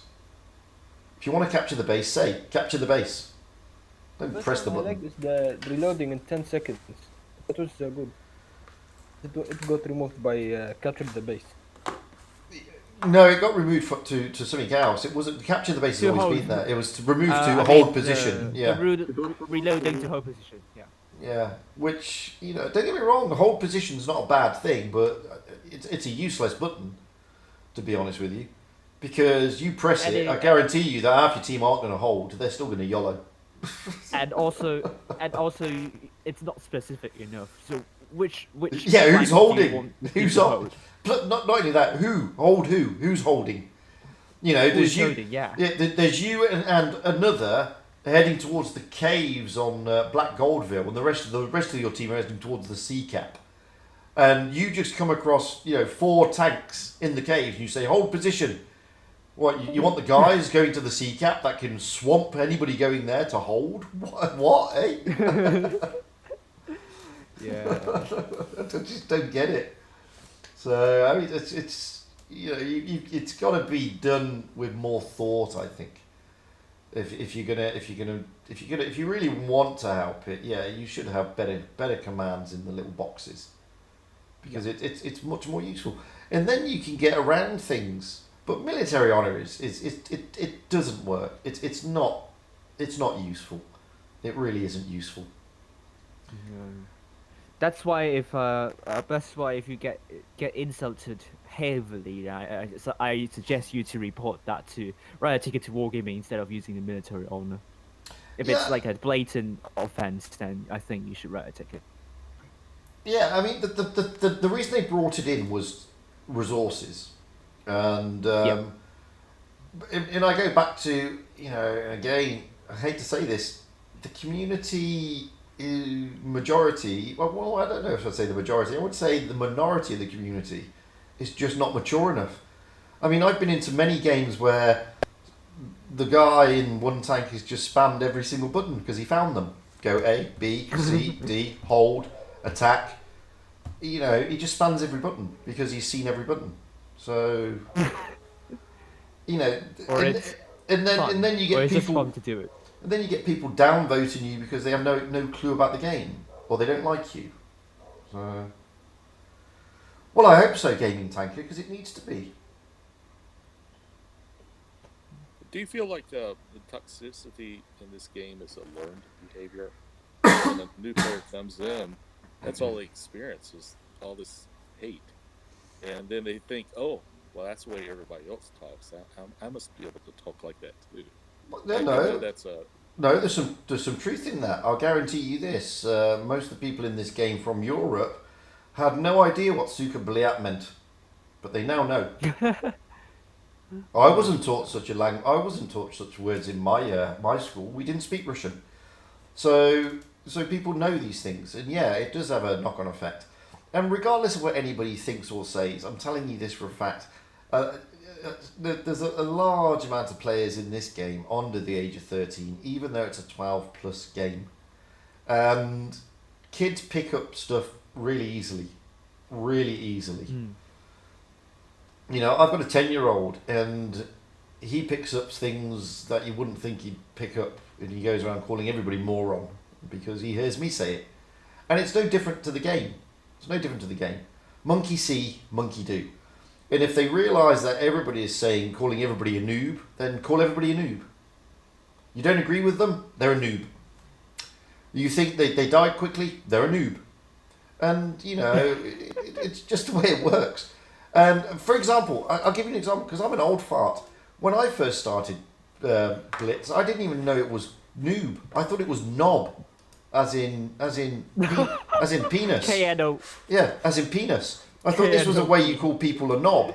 Yeah? Well, that's new. Well, I didn't know it meant, new idiot or whatever it was. I actually thought it meant, they're calling this guy a cock, but in a different format.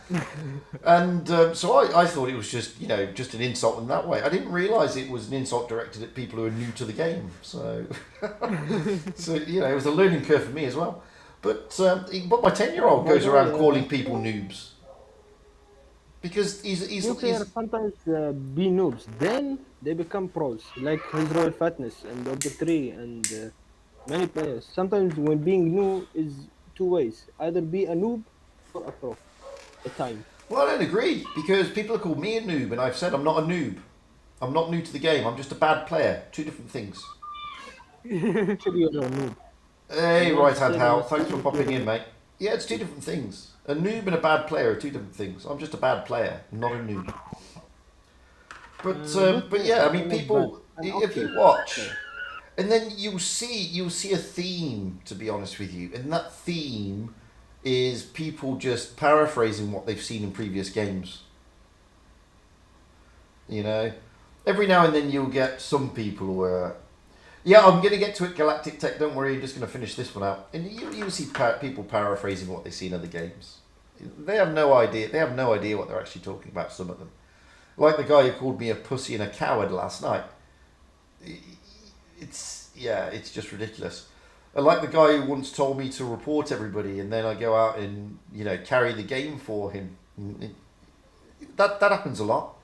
You know, I've had games where people have told other people to report me. I've been running around the battlefield like a crazy thing. I get a mastery and I carry the game. Yeah, he's adamant that I should be reported for whatever reason. I don't know what reason, but it happens. I don't know what it is. Anyway. But yeah, So not a big fan. Here's your challenge for the week. Okay. Really, everybody's challenge for the week.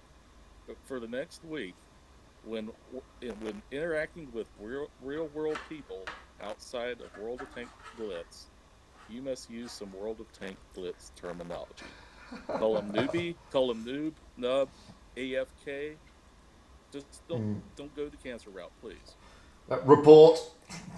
Report, yes. Yeah, go to work and just say report all the time. The most common one is reported. Yeah, Like, so, that's an interesting challenge, and I think, yeah, that's a good one. Will people do that? No, they won't, because they like the fact they're anonymous and it's not face-to-face. But I think you're right. I think people should look at that. So, anyway, I need to move on to Galactic Tech's question, because it's a good question. What he says is, have I seen Droodle's video on testing? And if so, do I agree with him? Because he makes some very good points. He says that, testers shouldn't be just for the better players and the top clans. It should be more open. And, I think they should do like Minecraft. No, not Minecraft. Sorry, continue. He goes on to say, I kind of agree with the overall point. The highly skilled players from the best clans can make any tank look good. Okay, so a couple of things. I mean, I've watched Doodle's video, to be fair. And I'll be honest with you, in part I don't agree with him. And there's a reason for that. I personally, I'm also a tester. Not because, and I'm not a good player, but I'm a tester. Now, the testing side isn't as fun as you think it may be. Okay? You have the clans and the players who get the status of tester have an obligation to actually test the tank. And they give testing status to certain players in certain clans for two reasons. One, they're trustworthy. The clans are trustworthy. And two, generally the clans are good clans because they need those players to identify the weaknesses or not within the tank proactively. Yeah, Gaming Tanker is also a tester, and he'll tell you they have to fill in a report, quite a big report, and it's not just rolling out in a shiny new tank and looking cool because you're the only one who's got the new tank. It's actually more serious than that. So, for example, I'm testing 2 tanks at the moment, and I've already spoken on the test server saying, guys, I think this tank's got some good points, but I don't think this tank is. But I think it's a bit unbalanced. I don't think it should be able to do X, Y, and Z. This tank, on the other hand, I think people are going to struggle with it for X, Y, and Z. So it's that way, basically. You need the good players to identify the flaws in the tank, be those what make the tank OP or make the tank needing to be buffed. A lot of players won't be able to say if the tank is OP or needing a buff, to be honest with you. The good players do, and they're not doing it to get the masteries and all that sort of crap. They're not doing it to get that kind of reward. They're doing it because they really want to be involved in the development Oh, I'm very careful, Sean. Don't worry. So it's you know, it's not as straightforward as people think. So that's why I don't agree with that. And I do believe that it should still be by invite only. And it's for Wargaming to decide if they trust that player or that clan with regards to it. So you know, it's a big obligation for testers, and certain people have lost the status. People have lost clans have had testing removed from them. The rules are pretty strict. You know, there's lots of things we are not allowed to do, and that we're certainly not allowed to talk about the tanks on the test or the parameters of the tanks or any of that sort of stuff. So you have to be, you know, the rules are really tight on testing, really tight indeed. So that's why I don't think personally it should go out to everybody, because then Wargaming just wouldn't get the raw data coming back, because everybody will just be infatuated with playing the shiny tank. And that's not the idea of testing. The idea of testing is to get raw data back to Wargaming for them to make the necessary changes. So that's my thoughts on it. I mean, you know, people may agree or disagree on that, but I think the testing program at the moment is probably on the right balance. I don't know what it is for the other servers. You know, I'm only active on the EU testing side, but I think it's pretty balanced. I think they've got a good mix of players, and I think they've got some very sensible players at the moment testing, and some very sensible clans. And I think they take their obligations seriously, and I think that's very useful, to be honest. I think it's very useful. And the other thing you got to remember is this. You know, you hear people talking about, but, you know, for example, the testers really hurt the stats of the tank. Except, no, they don't, to be honest with you. And 9 times out of 10, the tank that you get to test is not the tank that is necessarily going to be released, which is why we're not allowed to talk about it. Because, you know, when they, for example, they could develop a tank, and that tank could be completely OP, completely. And then when it goes through the super testing, the super tester could say, well, this is just completely bad. You need to tone it down here, here, and here. So they tone it down, and it goes to the general testers, and they say, no, it's still pretty OP, guys. It's still broken here, here, and here. And the other thing you remember, they're not given like eons to test. It's weeks. It's not months. You know, they don't get it for a long time.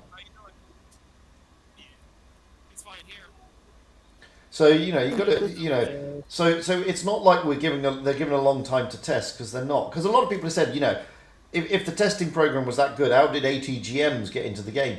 Well, quite easily, when they were giving it to test. The ATGMs were tested. Well, when they were giving them to test, people didn't have the time that they had, because you're not allowed in a training room, number one. So you can't go into training rooms and use them. So people didn't have the time to learn how to throw the missiles around like you see was happening in the game. So a lot of people would have said on the testing side, oh, you know, the missiles aren't really that easy. They're hit and miss, blah, blah, blah. The reload's long, so it needs that extra bit of spaced armor, and it needs that mobility. And things like that would have gone under the wire. And then when it hits the game, now you've got more time to sit there and practice and go into training rooms, understand the profiles, get to learn how to play the tanks, and then it becomes OP. And then it becomes, this tank should not have been in the game.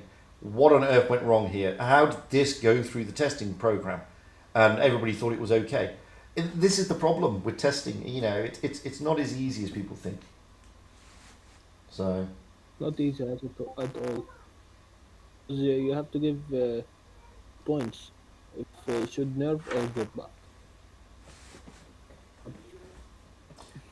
It is rocky ground, Galactic Tech, leaking stuff, because what you're generally leaking is things that will change. You know, you're not seeing what the tank is truly going to be sometimes. So, and, you know, I mean, tanks, there is data mining, and, you know, things do get data mined, but 9 times out of 10 what you're seeing is, you know, it's what you're seeing is not what's going to come out. And I don't particularly like leaks. If leaks came out saying, well, these are tanks that may be introduced at a later date, without going into its stats or saying it's OP or not OP, then yeah, I mean, I don't generally have an issue with that. But when they turn around and say, take the Emil 1951 as a prime example. Everybody said that the Emil 1951, when it came out, was going to be broken, it was going to be OP. And it wasn't, because they had to change the parameters because they nerfed the Emil in Tier 8. So it's, it's just the way it goes. Loads of people Gaseo. It is the honest answer. Problem is, Galactic Tech, a lot of people do believe, and that's why tanks get hyped, because they do believe. Yeah, once a tank be talked about, when released only the name, people will go and leak it. Yeah, well, it's not just that. I mean, a lot of people play World of Tanks PC, and they see that tanks are being introduced that have basically come from the PC world. And in the PC world, they could be OP, or they could be broken, or whatever. It's not going to be the same tank. The tank you get in Blitz is not the tank you're going to get in PC for various different reasons. Enrolling is 100% correct. He says, well, I said to Wargaming it would take several thousand battles to get the ATGMs to obscene levels. And he is right. And it doesn't just take several thousand battles. I guarantee you this, some of the guys who are able to throw these missiles around the map, like his Royal Fatness, spent hours in a training room. I guarantee you that. Because he's a dedicated player of the game. And that's why he's one of the best players if not, he's one of the best players. Because he takes time to learn how to play the tanks. And when they went through testing the ATGMs, these flaws wouldn't have been necessarily identified.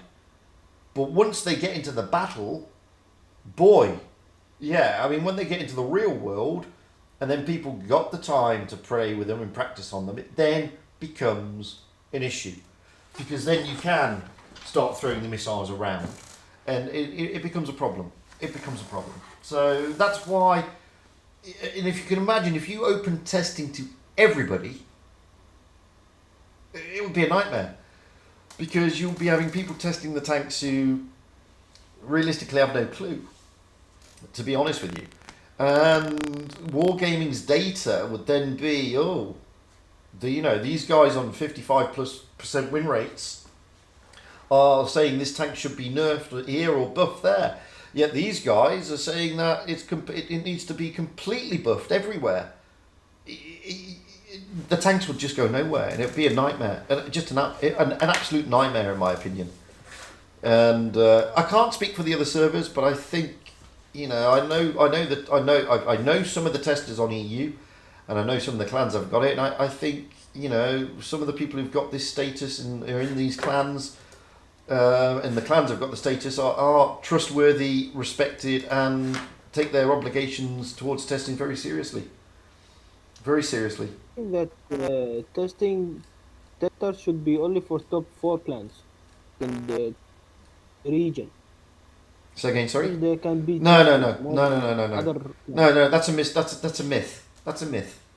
Alba are a testing clan. They're not top 8. They're not top 4. They're not top anything.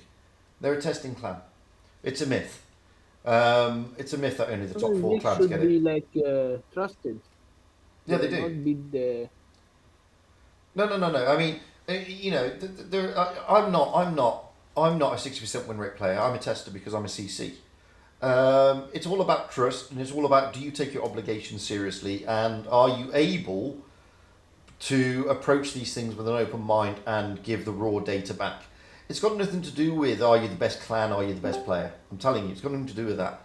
And it's a myth that people think it's that. And they think it's that because generally you will see a tank being rolled out from a player in one of those clans. But no, it's not just given straight away, not like that. And Gaming Tanker there, he's a tester, he is Albacea, and they're not a top 4, top 8, top 16 clan, but they're trustworthy. And they take their obligations very, very seriously. Very seriously. And that's what you need from a tester. And it's not about the best of the best, Galactic Tech. It is literally about approaching it with a mindset that, is this tank balanced? And that's why they need worthy people because they're looking at overall balance of the tank, not just in the they're not rolling these tanks out to play them to get their own stats up. They don't affect our stats, funnily enough. If you look on my Blitz stars, you'll see what I'm testing. They should give it. They should give testing only for trusted players. Yeah, they do. They do. The trusted players have good opinions. Yeah, they do. Untrusted players. Yeah, they do. They do that, and I mean it's working at the moment. To be honest with you, it is working at the moment. So yeah, I mean I saw his video and he makes some good points. I understand those points. He has his own opinions. Yeah, but opinions. But agree, some disagree. But it's not about giving people free tanks. And that's the thing, you know, it's not about giving people shiny tanks to play with. It's a serious thing, and it's about getting the tanks balanced. And sometimes it works, sometimes it doesn't. And we've seen that in the past. And by the way, not all tanks are sent to testers. Not all tanks. Okay? So don't sit there thinking that the testers got the Smasher or the Annihilator and they thought these are good tanks. Not all tanks go to testers. So you know, because if that was the case, then testers it'd be a 24-hour job, 7 days a week. It is a normal and much trusted by Wargaming. He's a good choice for being a tester. I think it should happen to others too. Yeah, I mean, well, it swings and roundabouts. I mean, it's like you say that. Okay, Galactic say, okay, if they are trusted, but why does it come off like they are the best players, most of them? It's not. It's just probably that those are the ones you see or hear about. As I said, I'm not one of the best players, and I'm a tester. Some of the guys in Albacea who are testers are not the best players, and they're testers.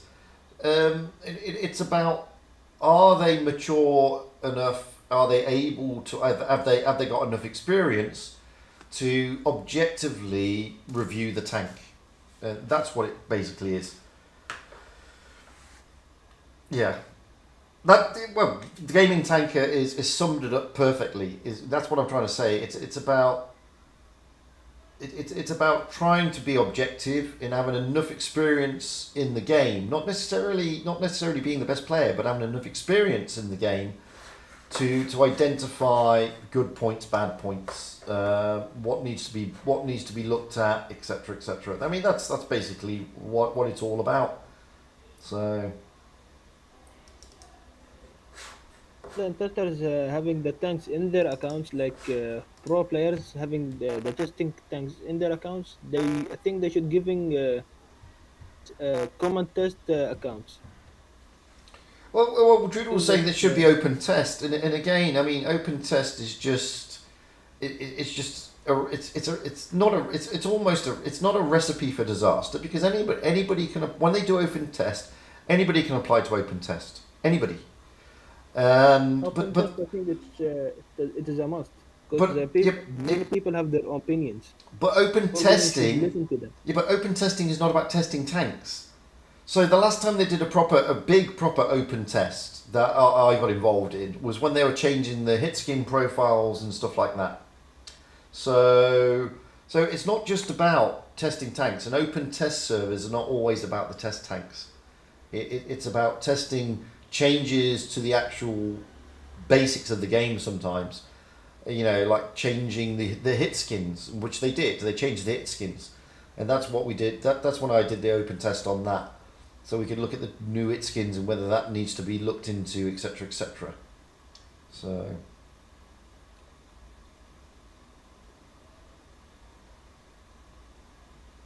yeah, that's right. Rawlings hit the nail on the head. That they have testers from not just from one background; they have it from across the board, basically. Most important thing, as I said, is experience in the game. I mean, there's no point you being a tester. You've only got 1,000 battles, and trustworthy. Yeah, and trustworthy and maturity. You know, mature enough to take their role seriously and not just go back and say, "Oh, it's a shit tank." But why is it a shit tank? What needs to change? What needs to be looked at? It is all those sort of things. So So it's a mixed bag. It's a mixed bag. But open test servers are not generally, as I said, about the tanks. It's about the changes to the game, and you just generally have, you're not normally testing the tanks. But I haven't done an open test server for a while, so I can't say. As I said, the last time I did it was a year or so ago when they were changing the hit skins in few bits and bobs like that. I can't remember all of them now, but they were changing things that affected the actual game, but it applied to all the tanks, not just one tank or this tank or that tank, all the tanks. So, and I have no problem with that sort. Should be, well, that sort of open test is fine. Gaming. Well, that sort of open test is fine, and anybody can apply to that. Anybody can apply to that. Open test should be added. I don't know the average win rates for all the servers. The average win rate for EU is between 47 and 48%. See you later, Striker. Thank you for popping in. So, yeah, it's about... I don't know what it is for NA, Asia and Russia, but for EU... And I think... I heard through the grapevine, I don't know if it's true or not, but I heard through the grapevine that basically... across all all the servers, the average win rate is around 47 to 48%. That's what I've heard. So I mean, I don't think that's changed. It may have dropped a little bit. I don't know, but yeah, the average win rate is about 47 or 48%. The average, and which is why I always sort of despair when people say is that. Average 70% win rate in EU server, where all players have 70% win rate. That will be a remarkable thing. It will never happen. It will never happen. It will never happen. Never in a million years. There will never be an average win rate of 70% across the server. There will never be a guy with 2k average damage but 48 win rate. Won't happen also. No, they normally go hand in hand. If you've got average damage of say 2k, the chance of you having a 48% win rate is pretty low. But there you go, rolling this said, 47 to 48 is confirmed by Wargaming, which is what I'd heard. So yeah, I mean, and I think that's across all servers. So, which always makes me laugh when people turn around and say, I'm in a team with 49%ers. I mean, well, that's above average. Oddly enough. It is odd. That is oddly enough. It's bizarre. That you can be trustworthy is 59%. No, no, I totally disagree. I mean, your win rate doesn't make you trustworthy. Your win rate does not make you trustworthy. What makes you trustworthy is you personally. I mean, I know people with, I know people, and we all know people who are very, very good players. Yet when it comes to blabbing about everything on the internet, they'll do it in an instant like that. That's not trustworthy. That's not trustworthy in the slightest. Discretion is trustworthy. Able to follow the rules is trustworthy. Just having a good win rate doesn't make you trustworthy. It just makes you a good player. Two different things. I know plenty of players who've got... I know one player who's got 70% win rate. And if you want a secret to go public, just tell it to him and he'll tell everybody. Seriously. That's not trustworthy. That's just normal for him. He'll tell everybody. I find the term win rate not to be accurate. I agree with you. It's not a rate, is it? It's the overall accumulated average. Well, it is right? Really. It's your average win rate, yeah. But I mean, win rate to me would be what it should demonstrate. How much you've improved, say, over a more recent time than the overall total average. It's just my opinion. I mean, because when a player starts out, they have no resources and they have to grind, right? And you take along the burden of that grind for the rest of your wargaming career, unless you of course, change names or whatever. But it doesn't reflect, how much a player's improved. No, it doesn't. And I mean, Wargaming did... I don't know if it's still there. I think it is still there. Wargaming did toy with this thing within the... if you go into their official website and log in, you can see where you're improving etc., etc. They have their last 100 games details, or they did. I don't know if it's still there.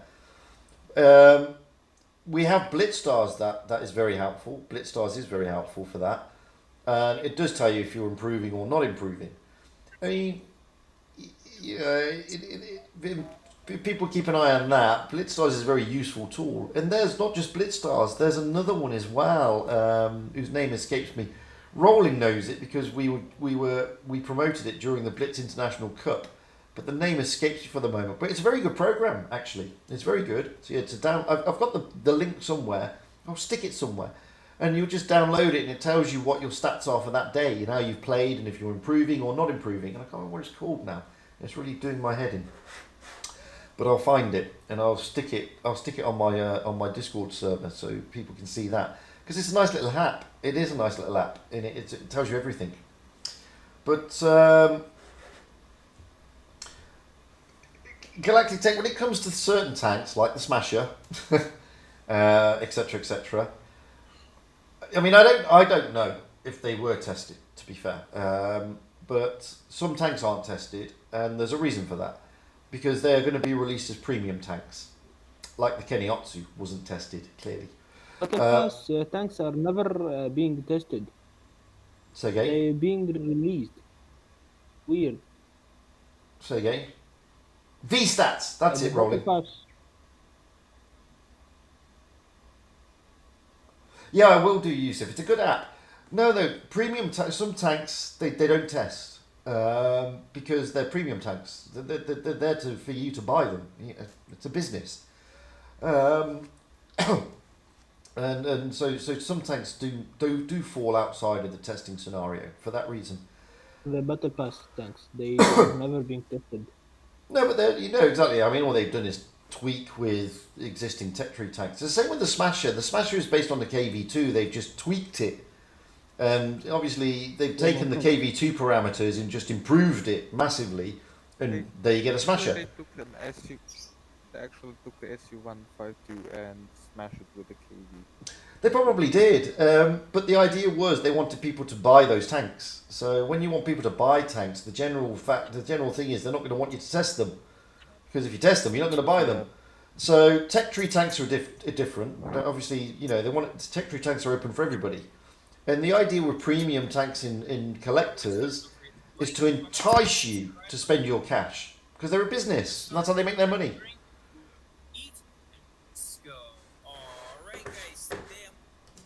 Watching. No, yeah, I'm Spicy. I'm gonna have to mute you, mate, because I can't have you having another YouTuber video, because I'll get done for copyright. It's illegal. I'll get copyright striked on my own channel, mate. I can't. I'll have to mute you. Sorry, and I don't want to do that because you're a YouTube member. But I can hear World of Tanks Blitz. I can hear World of Tanks Blitz happy in the background, and YouTube will strike me. They will strike my channel because you're not allowed to do that, and they'll shut my channel down, mate. Sorry. So if you can tell me in the chat that you're not going to be watching that, then or any other YouTube, then I can unmute you. Actually, you will get a strike, but getting strikes isn't that pleasant. No, I will get a strike, and it means I won't be able to stream or anything. It's big. It's big. It's very, very, very serious getting a strike. If you get 2 strikes, you can get 2 strikes, by the way, in the same video. You can have your ability to stream completely revoked by YouTube. It's a very serious thing. So happy, if you're not going to watch it, or you're going to put it on mute, then I can unmute you. So spicy, sorry, yeah. Because I don't like muting anybody, especially especially members. So because it's not fair, because they're members for a reason. But I have to be careful, mate, because I will get striked, and I can't afford to be striked, to be honest. But yeah, I mean, so that's the thing, Galactic Tech. So what else was there? Is there anything else? I think we've covered a lot today so far. Yeah. I think we have covered a lot. But if you've got any other questions, yeah, as I said, Yusuf, I will put it in there. We'll put V stats in Discord and ping people. because it is useful. V-Bucks. Huh? Aftermath. Yeah. I will stick it in there. It is quite useful, so people can have a look at that and decide at their leisure if they want to do it or not. But some of the pros use it, I believe, and they get to see their stats in real time, and I mean real time. BlitzStars is not real time, guys. By the way, The same as WOTB basically. say again, mate. It's almost the same as WOTB. I think so. Yeah. It's developed by one of the CIS guys, I believe. But I mean, BlitzStars is great. Don't get me wrong. It's just not real time. Where these apparently are real time. So, which is good. If it's real time, I mean, it sort of allows you to interrogate the battle you've just had, so to speak, which is not a bad thing. So, anything else we wanted? Was there any other questions? I may have missed a couple, which is bad, because I shouldn't have done that. So, what else is there? What else was there? Oh, if you've got any other questions, guys, just wing them across. What about you, Jack? You must have thoughts on what we just discussed about testers and... Testers. What else did we discuss? Well, we discussed testers and something else. The testers must be allocated to people who you can trust the most, not the people who are the best in the game, because obviously you need to have people of different skill levels for their input. Oh, but hang on. By the way, guys, that's not me being banned. That's the replay being the player in the replay is being banned. Okay, not me. I can click it, but it's not me. Bad news. It's not me. That would be bad news if you get banned. But no, but I understand that the testers, they are not the best people in the game, but they are amongst one of the most trustable players in the game, at least from wargaming's perspective. And also they should be the people who give the constructive feedback to wargaming, and I think this is also very important. And this is probably why I have to kind of draft a good reason in order to become a tester. Okay. Yep. What about the banning and the military honor thing that we talked about earlier? Oh, the military. I think the military honor is just not working very properly. And if there is, for the chat, if there is something that has crossed the line too much, then I would rather take it to wargaming and ask them to ban it immediately rather than the military honor, which it's like not a certainty that the player is going to get banned. Yeah, I think it's a fairer system, giving them a heads up to say, look, we've had a complaint, but we want to hear your side of the event, and then take action after at least you've had both sides of the coin looked at. That's a lot fairer, I think. Yeah. But yeah, I think the system needs to be reworked, and I don't know if it's if the original intention of implementing the military honor has been achieved or not. It seems hasn't achieved what it was meant to be, like pretty much a subsidiary, or kind of ease the pressure from the support wargaming support side, but it doesn't seem to have done too much. No, I agree. No, it hasn't. It's just it needs to be sorted out. Yeah. We've had a couple more questions actually. Yeah. So Ferris asks his question: why am I playing so bad right now? I don't know unless I see your stats. Show me your stats and I can tell you why you're playing bad so now. Or it could be just you're getting just monkey teams with bad MM. But generally there's normally a reason, to be fair. The Gaming Tanker, what do I think of the garages? Wargaming makes new garages for the seasonal events like Christmas. I don't mind them actually. I think it's always good to have a different bit of variety every now and then. But I wish they'd just get rid of the dog when they do the Russian scene in the forest area with the lake, because that dog just does my head in the background every 5 minutes. It's so annoying, man. Rogue, do they test tanks like Annihilator? No, I don't think they do. Is the honest answer. Including the Smasher. Yeah. No, I don't think they do. I don't think they're tested because they are premium tanks for sale, so they just get them out. Martin doesn't like the Annie. They sacrificed tier 7. Yeah, Martin does not like the It's Annie. tier 7, the biggest cancer place, so... I mean, if they release anything. to be honest with you, the Annihilator is actually not that difficult to defeat, but it is a pain in the ass. But it isn't that difficult to defeat. In the wrong hands, it's very, very easy to get around it. In the right hands, it's a pain in the backside. It really is. It really, really is a very powerful tank. I don't think it's broken. I don't think it's OP. I just think it's very powerful. And It's annoying. if I was going to nerf it, and I know a lot of people want it nerfed, then I would nerf its nerf its armor profile more than anything. I would leave the gun as I is. think the main problem of the tank is it has everything that you need. Like, you have mediocre mobility, but you have that improved speed boost where if you just spam those for sacrificing your credits, you have quite strong armor. Yeah. Like, you can face hug smashers, no problems. And then you have a gun with 640, which is a TD gun. Yeah. I think, like, the only problems are its penetration, which holds it back. But still. Well, the penetration. I mean, so much. I mean, the thing is, when you play against it in tier 6, it's GG. You cannot win. Yeah, I mean, personally, I wouldn't allow certain tanks like the Smasher, etc., into ratings battles. I would ban them from ratings battles because I just don't think that's correct. I would, just the same way as they're not allowed to go into realistic battles because they're not. Oh yeah, you mean like they share the missile? Well, there's a lot of tanks that are not allowed in realistic. Virtually all the fantasy tanks are not. Oh, gaming tanker. Like so many positive ways. Maybe we can't lose.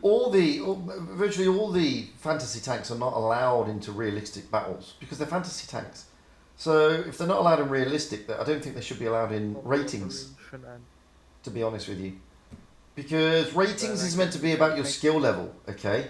And I guarantee you this: if you roll out in your Smasher for 10 games on calibration, you'll calibrate mid-gold, roughly. I mean, like so many positive ways. Maybe we can't lose. Oh, thank you very much for that. What was that? Oh, it's the gaming tanker. Thank you, mate. And that's the thing. I don't have a big issue with the Smasher, to be honest with you. The reason I don't have a big issue with it, unfortunately Scarecrow's gone, but there was a guy in his clan. I rolled out in the VK36H and the Smasher bounced every single shot off me and I annihilated him. And I'm a tier lower. So, it's sometimes some tanks are overhyped. And don't get me wrong, seriously guys. The Smasher is a very, very powerful tank, okay? And compared to the KV2, which is what it's based on, it's insanely powerful. But it is in a tier higher, which is meant to sort of equate to why it's so powerful. Maybe the reload should be reconsidered, maybe. But, I was in a Rudolph the other day. A Rudolph, yes, that's right. The stupid Sherman with antlers. And I farmed a Smasher in that tank. And that tank's shit. But you got lucky because thankfully not all the best players play the Smasher all the time. No, exactly. I mean, it's very rare that all the best players play it. But I don't mind those tanks, to be honest with you. I don't get upset over them. I certainly don't get upset over things like the Drac. I mean, I remember when the Drac and everything came out, and everybody, even now, people get upset over them. And I don't think they're that. I don't think they're that dangerous. They can be defeated. The tanks that gripe me more at the moment is the T92 I'll be honest with you, the T92 still really gets my goat because, I mean, that tank. Oh, it's for a light tank. I mean, bloody hell, it can bounce everything and anything, and that's annoying. It's a light tank, and you know, whilst I had issues, are medium, not light. Yeah, I mean, whilst I had an issue with the ATGMs to an extent, my main bone of contention with those two tanks wasn't the missiles, funnily enough. It was the fact that the T92 is just so powerful. I mean, I'm still trying to work out what the downside to that tank is. Because it's got mobility, it's got light tank camo, it's got a low profile, it's teeny tiny, it's got a big massive Object 268 dirt gun on the bloody thing, and it's got a massive amount of ammo carrying capability. And what's there not to like about this tank? To be honest with you. And, you know, they really should look at that one. They should look at that tank. And it should realistically have an armament nerf. The armor needs to be reconsidered. The profile is just shockingly stupid. I mean, I bounced one in a 183 on its ass. If you ask me, I would rather see a change. Make the Leopard a light tank because you have no armor, basically, except the small part of turret, and make the Vickers into mediums that they are.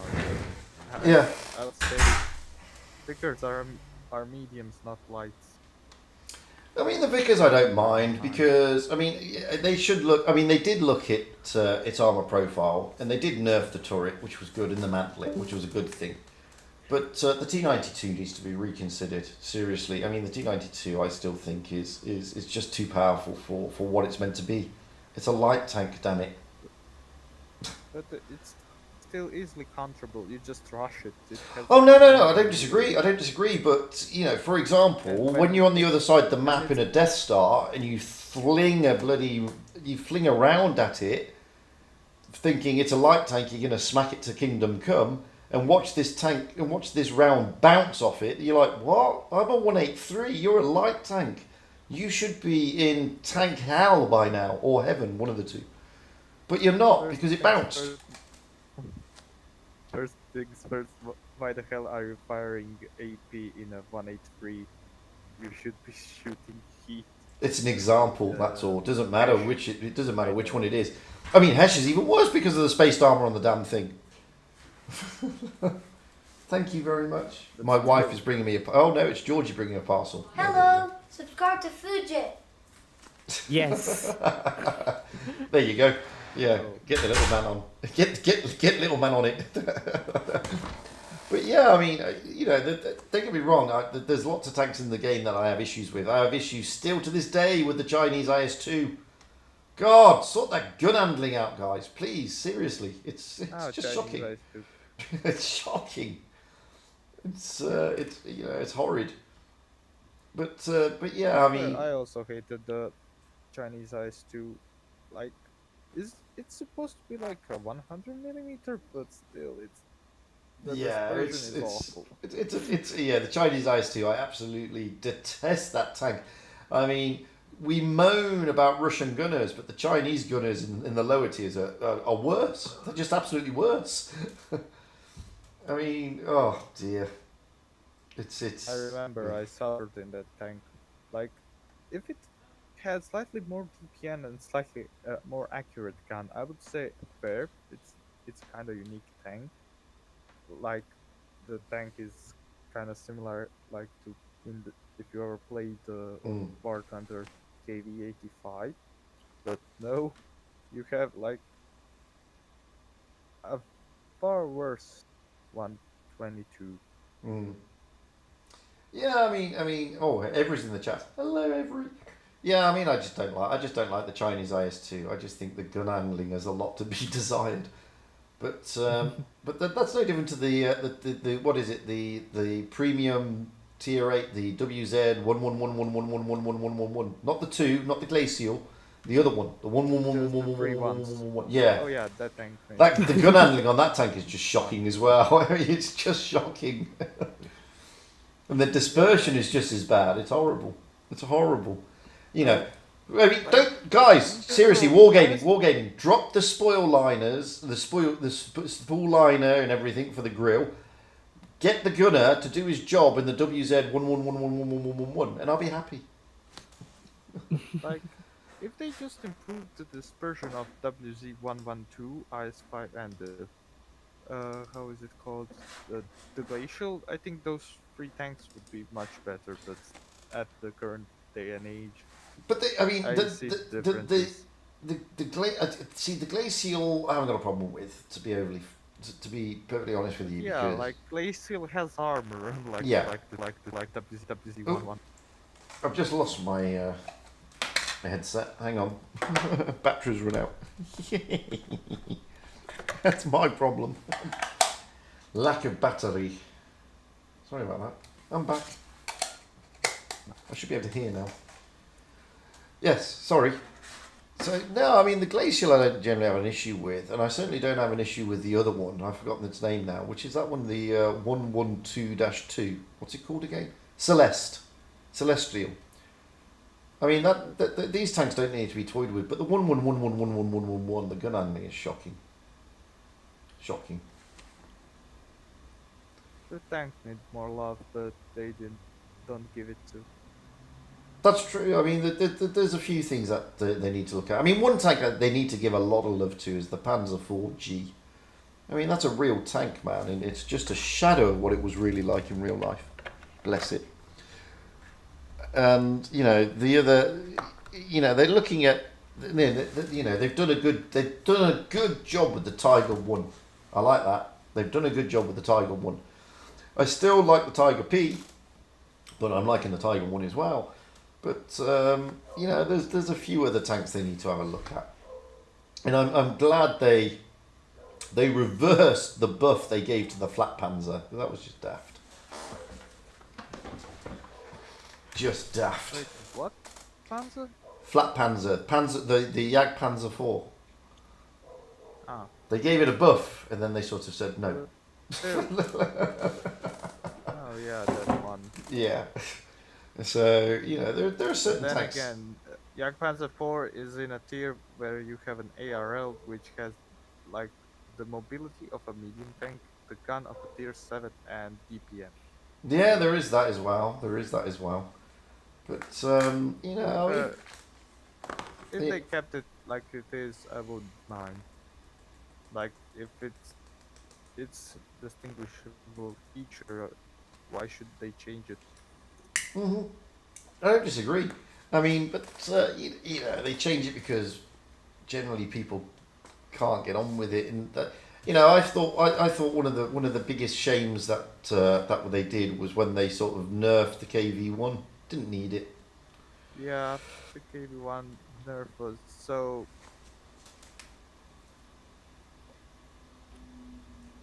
Yeah, they didn't need to do it. They didn't need to nerf the KV-1, but they did, and there we go. Now we have tier 5 filled with tier 1 heavies. Totally agree with you, Every. I don't like the ARL 44 unless it's in a tier 6 tournament. Then I like it, but it is overrated, and I play it badly in normal battles. Play it very well in tournaments, and I prefer the VK36. Completely prefer the VK36. Much better tank. Even though its mobility is slow, it's a much better tank. Personal preferences. I like both tanks, but still, I think the ARL is kind of stronger when it comes to a gun. Well, I think it's kind of more important. It can be. But the thing is, Galactic Tech, I mean, the VK36 is still relatively broken in that regard. It's still relatively broken. Against tier 6 in a VK. Oh god, yeah. Pure nightmare. Even against tier 7, I mean, like I said, I did a video on it recently, and you watch the video. I bounced the Smasher every shot. Every shot. The Smasher hits me every time, and I bounce him every time. Which I thought was just very funny, but there we go. Well, I mean, what else was? Oh, we've played that. Sorry, my bad. We played that one. That's the one where he gets. The American line, especially mediums, is that they're basically anti-medium to medium tanks. Yes, they kind of have no armor, but still, they were good when the mediums were meta. But now, as the heavy tanks dominate, there's not much point of using them because other nations. I don't know. I've rolled out in the M48 pattern and I've had a great time. And it depends. I mean, you know, it depends. You'll get some of the best players who I've been sort of nicking their tips from. They'll just farm in these mediums. They'll use them like a Leo but haul down. And, you know, the 48 pattern in the right place is deadly. It's deadly. It's got a good gun. Of course, like any tank. Absolutely. And, you know, I've had some great fun in the 48 pattern. And, I mean, it's been buffed. I haven't played the M60 yet, to be honest with you, since it's buffed. But the 48 pattern, since it's buffed, I rolled out in that. I don't think it's going to be a tour tank anytime soon. I think it's still a bit too weak for that. But you can certainly do a lot of farming in that thing. It's got a pretty good gun, so should be nice. But yeah, I mean, the tanks that people struggle in. I mean, the FV4202 is one of those. A lot of people really struggle in that because it's such a tricky tank. It's a finesse tank, and it's one of those tanks that you're either good in it or you're not good in it. You can, you know, and I think it's more of a tank that is for the pro players, to be fair, for those who are better amongst us, because it is so darn difficult to play that tank. I think like the FP202 is more situational than other mediums, and it requires more patience, something that most player base doesn't have. Yeah, I mean, this is the thing. Galactic, yeah, they do suffer from low alpha, but they've also got an insanely short reload, and that's why they have low alpha. If they had a longer reload and bigger alpha, then people would say, I mean, people would still think they're still difficult. And they are difficult tanks. You know, they are, I mean, the FV4, the 215B, I mean, we've seen a lot of replays on that today. And you've seen it from the likes of Loro and Rolling Swarm. And even Jory. These are pro players. And in their hands, they will stick that tank hull down, and they'll have a whale of a time because it's very difficult to pen the bloody thing. And that's the thing about the British tanks. It's the majority of the game base, if we look at the average, is 47-48%, will struggle in those tanks, which is why people didn't like them, which is why they weren't played so much, which is why they brought in these new fancy consumables, which I understand, I get that. But I don't think they should tinker with it, if you know what I mean. You know, I don't think they should tinker with changing the alpha, because I think it's just about balanced in those British tanks. Short reload, low alpha, because you're churning out the same, with the guns they've got, you're churning out the same amount, I think, of DPI. I think they're pretty good. They sorry, carry on. Like for British tanks, I'll simply say, sometimes when I play them, I think that 122 on, for example, the IS-5 is far more accurate than these guns. I don't know why. Sometimes I get this feeling of deja vu that when I play British tanks, that I miss more shells than when I played the 122. I don't know how. Okay. Why? I mean, the only British tank I don't like is the Death Star. I hate it. I can't stand that tank. Because it's a one-trick pony, and I don't like one-trick ponies, to be honest with you. And but I think the 202 and the 215B are very technically good tanks. But again, you know, they're not for everybody. And you know, I admit I like playing them, but even I struggle in those tanks. And because it does take a better player to play them and play them well. And I don't disagree with that. It's like the TVP. I think the TVP at tier 10 takes a different kind of player than the average player because of its long reload. I know Gaming Tanker. I don't know. I'm still waiting for that bloody blue camo for that 215B. Yes, mate. Fugit, let me ask a, let's call it provocative question. Do you think the 215B would be as good as it is right now if it didn't have the special consumables, e.g. the damage reduction and the speed boosty thing? I'll be honest with you, I don't like the special consumables, to be fair. I don't think they were necessary. I understand why they came into the game. It's because they wanted people to play the British tanks because people weren't. And my argument at the time was, well, that detracts from the whole reason behind the tanks, which is it takes a special player to play them. And, you know, instead of bitching and whinging that the tanks are difficult, learn to play the tanks. Because I'm not a fan of the special consumables, and I think, yes, they would still be effective without the special consumables. And I spam them. And, you know, I'm not a big fan of the special consumable on the E5. And we were only talking about this the other day with somebody. I mean, why is there the super duper speed boost on the E4 but not the E3? Or is it the other way around? I can't remember. They're the same bloody tank. I think it's the E3 because the... Well, the E5's got it, and the E3's got it then, and the E4 doesn't. Why? Why doesn't the E4 get it? What's the difference? They're all the same tank. To be fair. Apart from one's got a fixed turret and the other one hasn't, and the other one's a heavy. I don't understand why. You know, why give it reactive armor? What's the point? If you're saying the armor's shit, then the armor's shit. Then buff the armor. But why give it? I don't know. I do get why they are trying to buff tanks with these special consumables. Because if you want to buff the tank, I don't know what effort goes into that, but I think it takes like 2 or 3 months to figure out how you buff the tank. Yeah, it does. And yeah, it does. Just adding these consumables is just 5 minutes. You click the button, and then the tank gets the consumables. You're saying that the special consumables are meant like stopgap until they properly buff it. No, I think the special consumables are here to stay now. So even if they buff the tank, you're still going to keep the special consumables. I just don't. I find that kind of unfair for some tanks. Like, why give it to just, for example, on the heavy tanks like T5 and 251B, while you don't put it on an IS4 or IS6?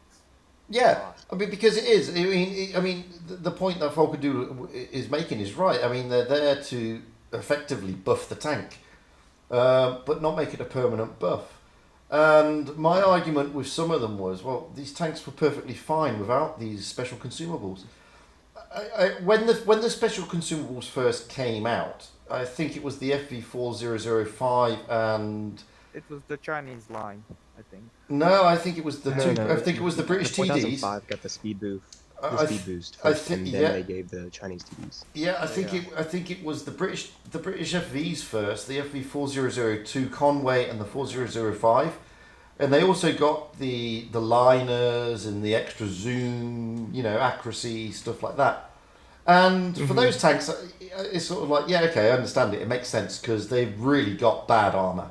I mean, a couple of well-placed HE rounds they needed into the the spall liner too. They did. The spall liner was very important. That's not a consumable, but I love spall liner. Yeah, and they needed... Those tanks did not have spall liner. I don't think they're terrible. Yeah, and these tanks all needed these sort of things because, you know, they're very vulnerable tanks. But then they said, oh well, people don't like all the British tanks. So what we'll do now, we'll roll it out on the 215B. Okay. So the 215B got this consumable, that consumable, blah, blah, blah. But why not the FV4202? Why didn't that get it? It just makes no sense. Medium. Exactly. So, but it makes, you know, I mean, it's a harder tank to play than the 215B. Why did you know, the 215B... Yeah, I do agree with that. In my experience playing the FV4202, from what I've seen, the only people who are like truly effective in it are at least Unicom. I have not met many people who have averaged over like 2200 average. I mean, it's a really hard tank to Oh, play because it there's no is. turret armor. Correct. And no turret armor in a slow medium is very hard to work with. Oh, absolutely. These are technically difficult tanks, but we need tanks that are not noob friendly. We need tanks that are not noob friendly, as well as we need tanks that are noob friendly. So the IS-4 is relatively noob friendly, and the FV4202 is not. I love that. It's not noob friendly. But we need these tanks. We need tanks that are difficult, as well as we need tanks that are relatively easier to play. I mean, to be honest with you, not many people can go wrong in a mouse, to be fair. And not many people can go wrong in a 268. But you can go wrong. You can go wrong in a grill. I mean, the grill, you stick that in the wrong place or you do the wrong thing and, you know, it's a really bad day for you. And it's the same Isn't with... that thing supposed to get smaller? Yeah, it is. Next update, I think. And that's that's... give it that HE damage reduction. And that's the same with the 215B. I mean, haul down, that thing is a monster. You stick that thing, haul down, and in the right place, the 215B is a monster. The consumables. Yeah, but then you stick it on top of a bloody ridge with its bottom hull, you know, open to the whole world. Then you're gonna have a bad day. It's just the way it is. Oh yeah, wanna hear another joke? The British Chimera has like the improved aiming consumable, whilst on the other hand the T-34-3 and T-34-2 don't. No, I don't agree. I don't disagree with their. I don't tend to use that one, just because that one's very. You could get away with not having that one. I mean, I don't do a lot of long range fighting when I'm playing my Chimera, but I mean, I'd rather run the damage reduction thing where, you know, you save hit points from it. But I still run the double repair kits with adrenaline with that tank. Just because, you know, perma tracking is a problem, and I mean, I prefer to have adrenaline. But the reticle, what's it called? The reticle calibration? Is that what it's called? So. Yeah, whatever. It's just situational. I mean, you can get away with it up close brawling. So.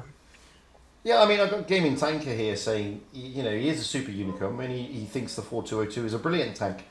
And as I said, I mean, we need variation in the game. We need tanks that are noob friendly and technically difficult. It's a game. It doesn't have a difficulty level. It doesn't have hard, medium, and, you know, easy. It has one difficulty level, and that is the tanks. And if you're not technically good, if you're not technically skilled, then the 4202 is not for you straight off the bat. You need to work at it. And maybe the IS-4 is a better tank for you, or a mouse, or something. But we need that. And that's not saying, you know, that's not sort of disrespecting anybody, because we need this variation. We need tanks that are really there for the better players and tanks that are really there for the ones just introducing themselves to the game in the tier. I don't disagree with that. You know, and I would advise I'd advise anybody getting their first tier 10, don't get the 4202. Don't get a grill. Yeah. You know, if you're going to get a German TD, get the Jaegeru. If you're going to get a heavy tank, look at the IS-4 or a mouse.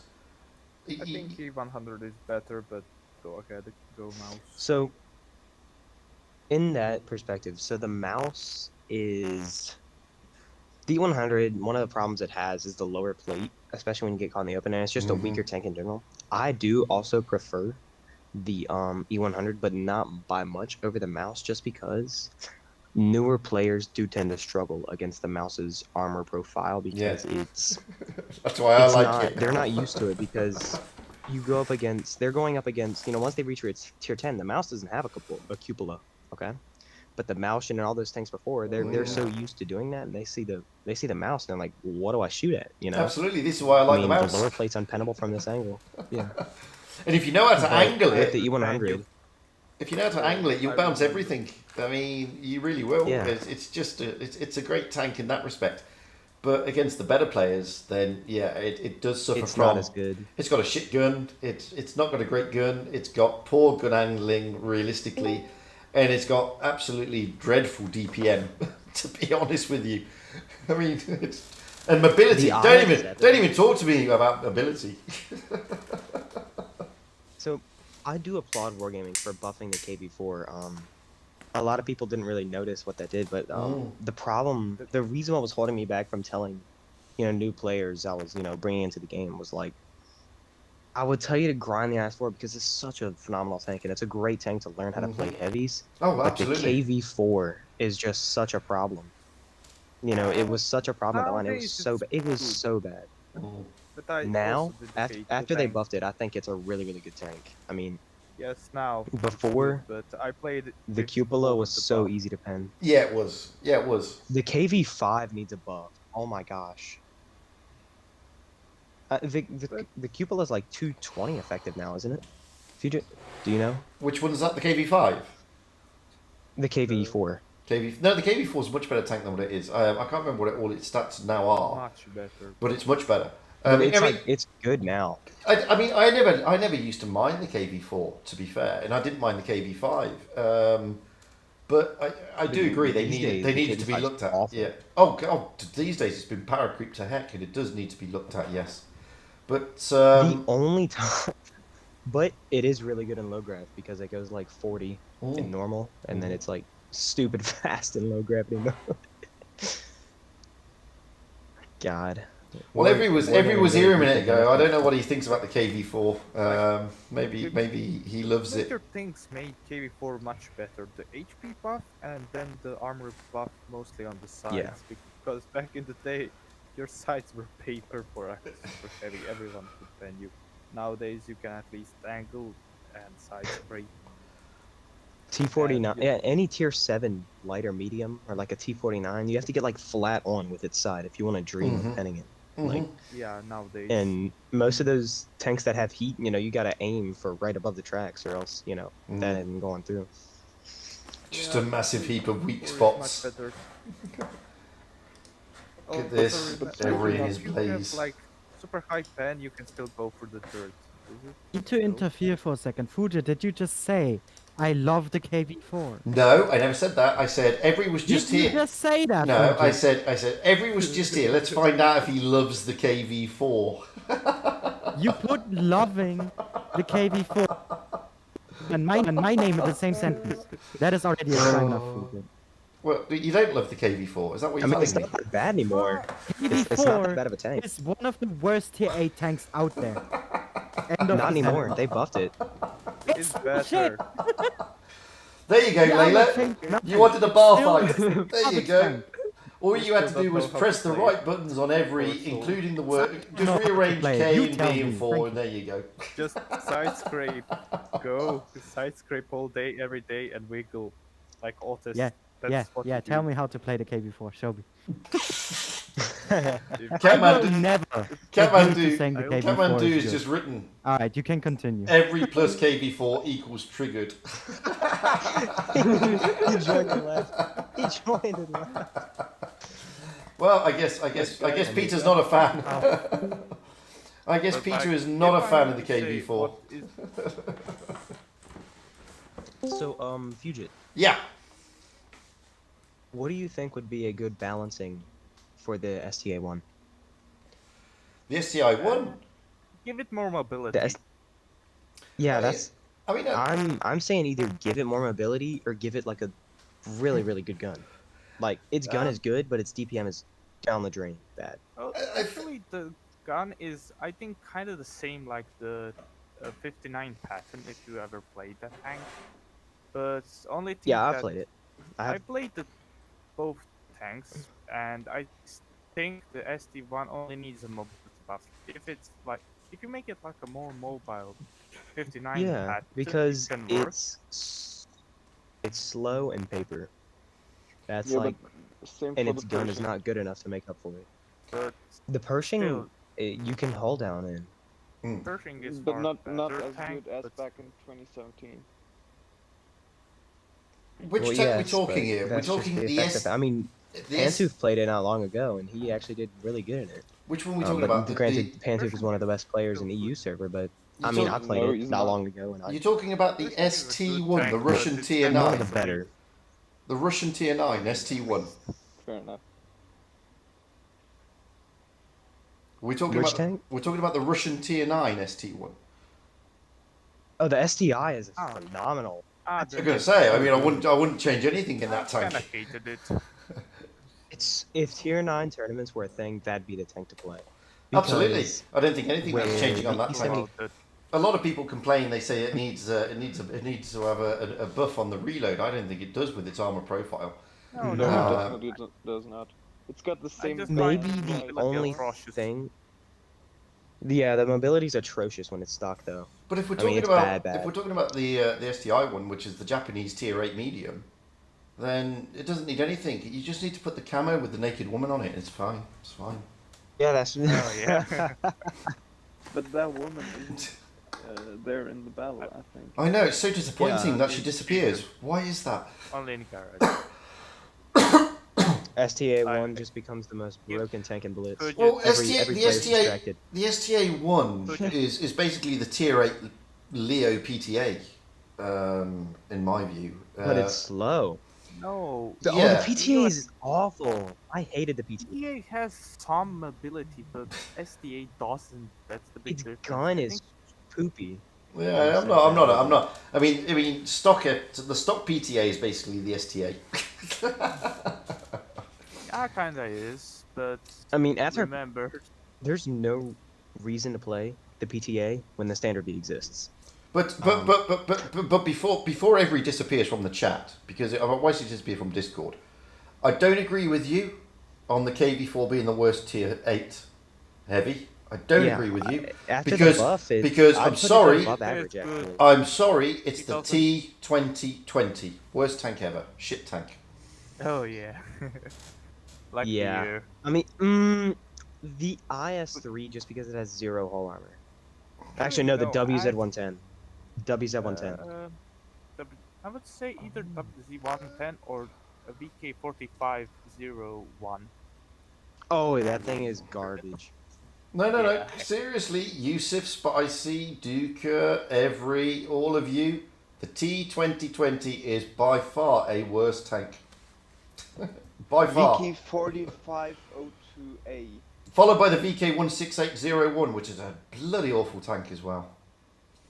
But it's fun in low gravity. It's great in gravity. It's great in gravity. I totally agree. But you said tech tree. 11,000 gold buying that in a KV5 for low gravity. Sorry, was it worth every penny? I paid in gravity mode. I think I played like 700 battles when low gravity came out this past Christmas. Oh, gravity! Gravity's fun. In just low seriously, gravity. that's the only game mode that the 168 is any good at. Is the stupid game modes because it will ram everything to death and it's brilliant. You're huge and you have weight. You're heavy. Absolutely. Tank in tier 8. It's fun. I'm sorry, Duker. The T2020 will never be okay. But I feel so. What I think they should do with the T2020. Well, gaming tank. You're not muted or anything. I like the whole armor of it, but make the turret cheeks a little bit better, or just. I mean, against newbies, I think the T2020 actually isn't bad because it looks red, you know. But against the average player who knows anything about the T2020, it's really bad because you just shoot to the left or the right of the gun and you're just gonna go right through. The main problem of the tank is its turret. Admit, its hull is decent, but just fix the turret and that tank will be fine. Is this Layla's? Oh, when I first saw no, it in the update trailer, this isn't the that one I tank wanted, looked Layla. like it was going to be really OP. I don't want the mines one. Can Sorry, anybody else Layla. agree with me? I want the That one where you looked go out so on canal. good in the trailer. It looked promising. The T2020. It looked in the commercial. I don't want that one, Layla. I wanted this one. No. You go for the working I'll go back to the other one, Layla. I was W- looking for the one on canal. But I'll have to play. The WZ121. Sorry, the I'll play this one 112.2. I prefer over the 252. I don't know where I I'm put the saying one it on now. Canal. I'll stand by it. Personal preference. Is Don't that mind. look glacial? No, it isn't. No. There are two one twos. One. And The it first, isn't the older one disabled. is the glacial, and the second one is extra two. That's the. So I'm newer gonna one, give y'all the less the 3 reasons I prefer it. I have both tanks. I have 32 battles in the 252. I have over like 150 in the 112-2. Okay, so the first reason is because the 112-2 is like quicker. Okay, the 112-2 goes 42 forward, but the really key thing that is really underrated about it, it goes 20 in reverse. So when you're in a face hug or something with somebody, if they're not expecting you, back up, and because it accelerates so fast in reverse, you can like get shots off. The second reason is because it's heat. With calibrated, it has 300 millimeters of heat pen, Only which big is problem absolutely with the stupid. 252U I find is the APCR as premium ammo. Only thing I hate Yeah. about it. The rest. And of the then tank- third, the 112-2 is not as easy to pen in the open because the 252's lower plate is absolutely massive. Yeah, The 112-2's just got that little lower plate on the bottom. Keep in mind, if you just hide behind, if you just find a random rock and just ram into that random rock, you're almost fully protected. But still, Yeah, I don't think the 112. I think the 252's a better tank. But I mean, kinda yes, but still, I don't like it. Personal preference. Well, yeah, so gaming tank, I don't know because you've got the permissions. I've just checked, so I have no idea, mate. Like, what's going on there? If you ask me, the Object 252 is better because you have more reliable side armor. Basically, your side can sometimes absorb shells, whilst the 112-2 does it as well. Well, Lopney's here now. It's got those Russian space armor sides on it. A bit more rarer. Hello, but still Lopney. it can. But 252 does it more often. Also, I think the gun. Only problem with the gun I find is no heat. I hate the. It's also APCR on really it. awful, like awful accuracy. Like gun handling on a 252 is But, garbage. Yes, it is statistically, but I still hit more shells than on a regular 122. I know. That's why I don't play it because my RNG. It's not just the fact that the tank has bad gun handling. Like my shots never hit. I'll fully aim a shot and it'll go on like the far top of my reticle, or like right in the dirt. But the problem with the Russian tanks, you never aim in fully. That's the thing. Unfortunately, Galactic Tech, I no, know, there is no other way. Even when I just shoot, it does not hit. But still, only Fugit. reason, and Yeah, I mate. think it's the main reason why I prefer the 252U over 112 is when you face hug another IS clone, you're basically always gonna go on top. Because fun fact, there isn't a single IS3 clone that can pen your football us, and when face hugging you're impenetrable. Whilst on the Wait, 112, the 112-2 you're can kinda pen the 252 in a face hug quite easily, If actually. you hit the tumors, but I found it always difficult to get it when face Because the hugging. 112-2 has 300 millimeters of heat penetration. And what you'll notice when you do that is that the turret cheeks become quite gray. Yes, but I mean, good luck hitting that little dot. Hang on. Yeah, Layla. anyway, Fugit. Okay, one moment. Yeah, apparently now, unbeknown to most of us, by the way, on YouTube, Google is now a moderator. So, and we have no control over it. So I don't know. We don't. I mean, Google is not one of my moderators. It's just happened, and I don't know what it is. I saw it yesterday on Juice's stream that people were being moderated by Google, and I don't even see if you've been moderated or not. That's how bad it is. So I don't even know what Google moderator's done, and it's my stream, but it doesn't tell me what's happened. No, it's not your stream. It's Google's stream. Yeah, it's their stream. But you get the point. I mean, I don't even see. No, Layla. Not in the slightest. Anyway, yes, mate, you were going to ask me a question, I think. Have you tried the Tier 7 T25 AT? Yes, I love it. I think it's a great tank. I think that thing is Oh my obscene. Jesus.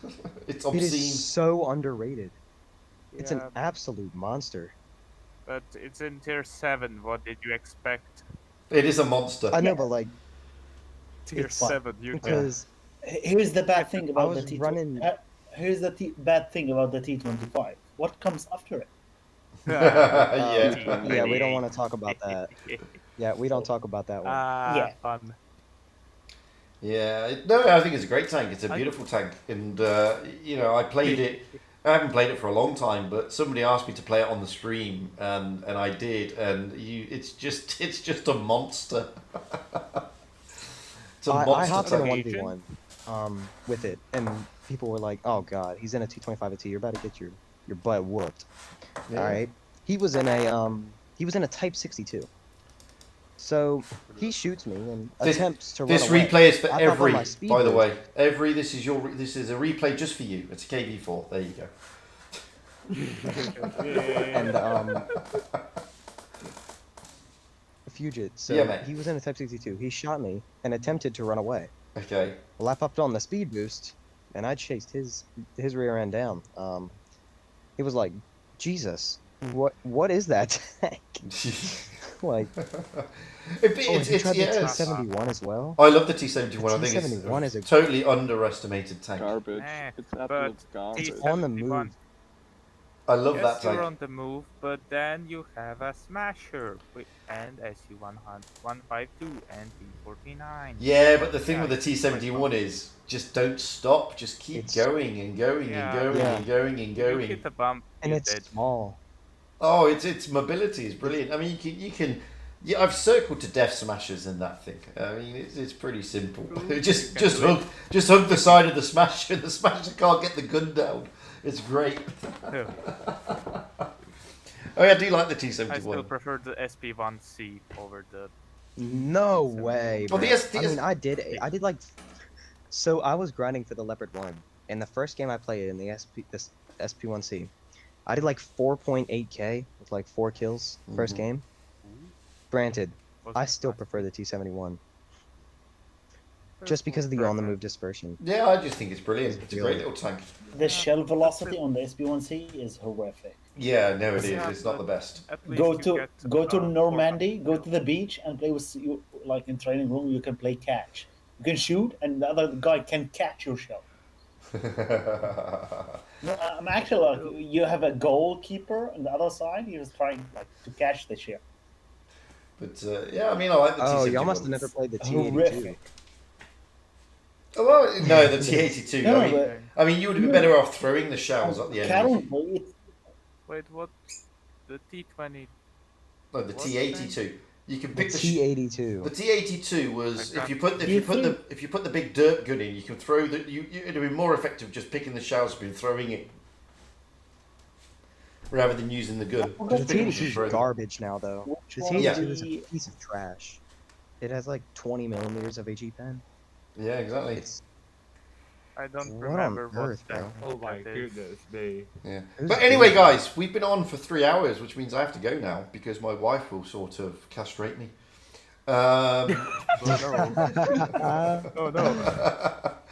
In the middle of the day. So, but it's been a great chat, to be fair. It has been a great chat. We talked about a lot of things today, and even people who turn around and say that we never touch on certain subjects. I think we touched on a lot of sensitive and controversial subjects today, so which was good. But are you streaming this, Fugit? Absolutely. Oh. Yeah. I think it's topping the BC. Seriously, it's being streamed. And yeah, I don't know what's going on with YouTube at the moment, but again, I'm losing so many subscribers quickly. It's bizarre. They must be purging. How many have you again. lost? Like in the past, like. In the past 5 days, 10 in 5 days. Ooh. Well, let me check mine. No, more than 10. No. More than 10. So I've lost 35 now in 5 days. Oh my gosh.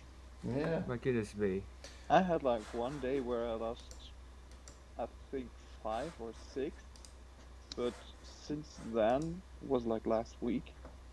I don't think I lost anyone else.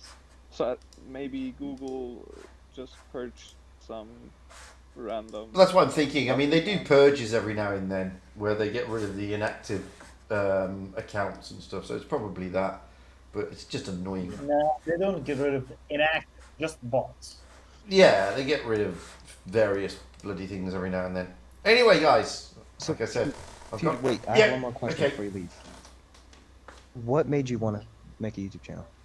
I was fed up of seeing only the best replays and the best gameplay, knowing that a majority of the gameplays would never be able to play in that way. And I'll point out exactly what video it was. So I was struggling with the Leo, and I still struggle with the Leo to this day, which is why I was spamming it all of last week, and I've been spamming it for a long time to try and get better in it. And I went onto YouTube. You must keep it in the back. Well, yes and no. So I went onto YouTube to have a look at some bits and bobs about it, and this was a long time ago now. And the first hit that came up was Bushka, okay? And I watched this video. Ah, yes, Bushka. And I watched this video, and I thought, yeah, hello there, humans of Earth. I thought, yeah, it's a good video, but not many people are going to be able to play the Leo like this. No, not many people are going to be able to throw it around. And it wasn't Bushka playing, by the way. It was one of the OP guys back in the day. And I can't remember who it was off the top of my head. And he was throwing this thing around the battlefield and hitting every shot and circling to death everything and just playing like a super duper unicum, which he was. And I said, well, not many people are going to be able to play like this. So I then looked at more videos, and it was more of the same thing. It wasn't just from Bushka, it was from some other guys as well. And I was like, well, this isn't really addressing a vast majority of the game base, because the vast majority of the game base won't be able to play these tanks this way.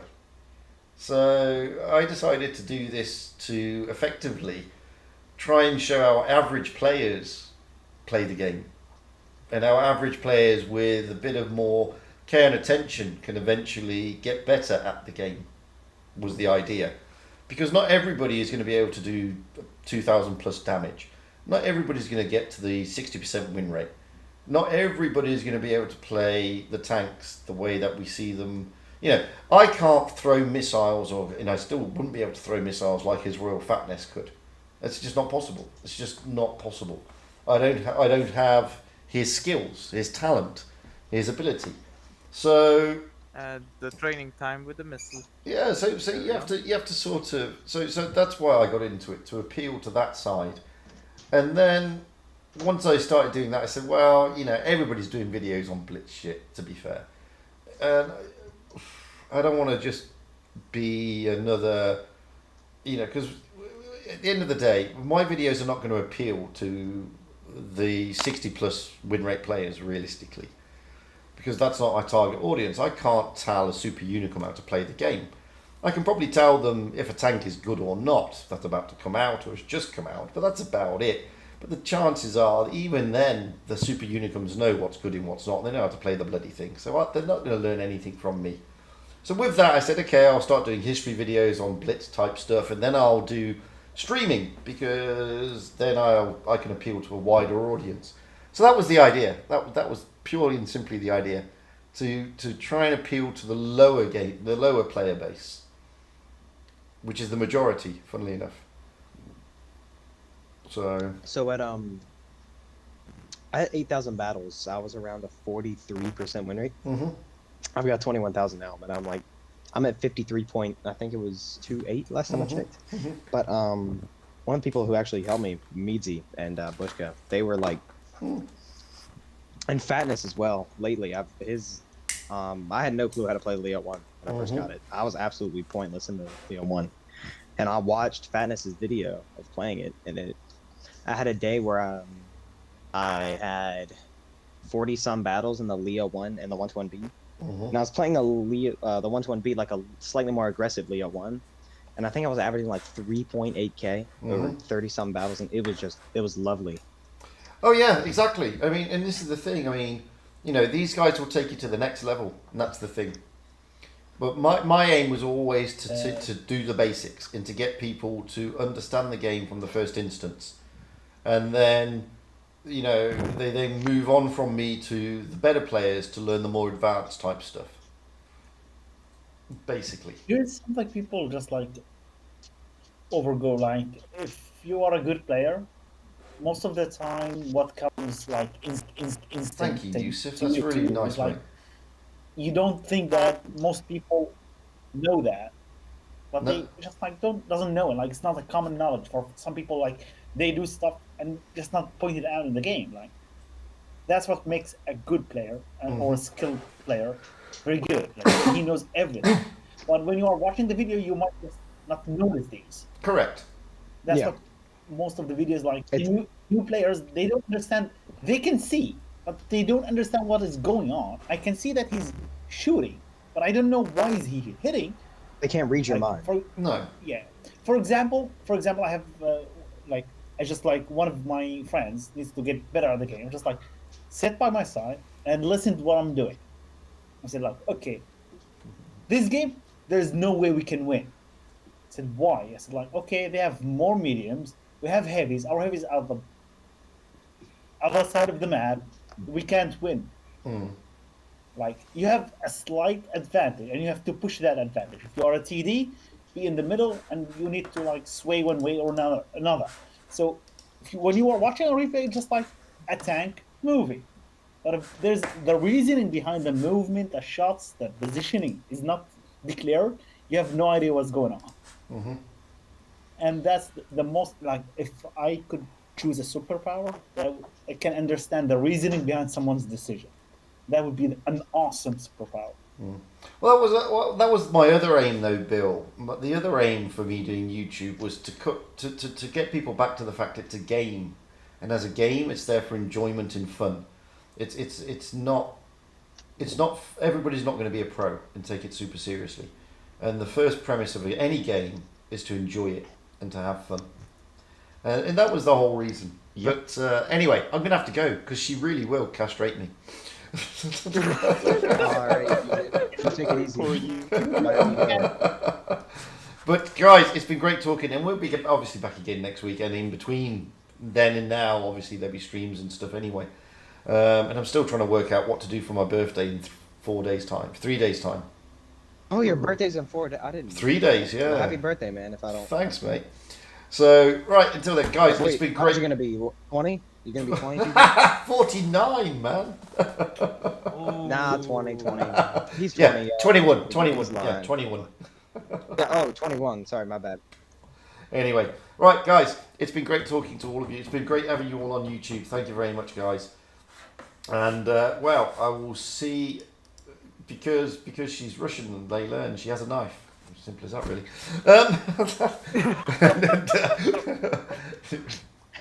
Basically how it works, you know. So thank you anyway. It's been a great pleasure, all of you coming out, and thank you, the Gaming Tanker, for becoming my latest member. I really appreciate it, mate. Really, really do. Guys, until the next time, seriously, enjoy the rest of your Saturday or whatever day you happen to be in, because those of you in New Zealand are in Sunday already. Until then, guys, seriously, this is not just a catchphrase. It's not just, you know, stay safe, have fun on the battlefield and happy tanking. Seriously, have fun and happy tanking. It's all about having fun and being happy. Nothing else. And until the next time, guys, all the best, and I'll see you all later. Bye for now. Yeah. Bye.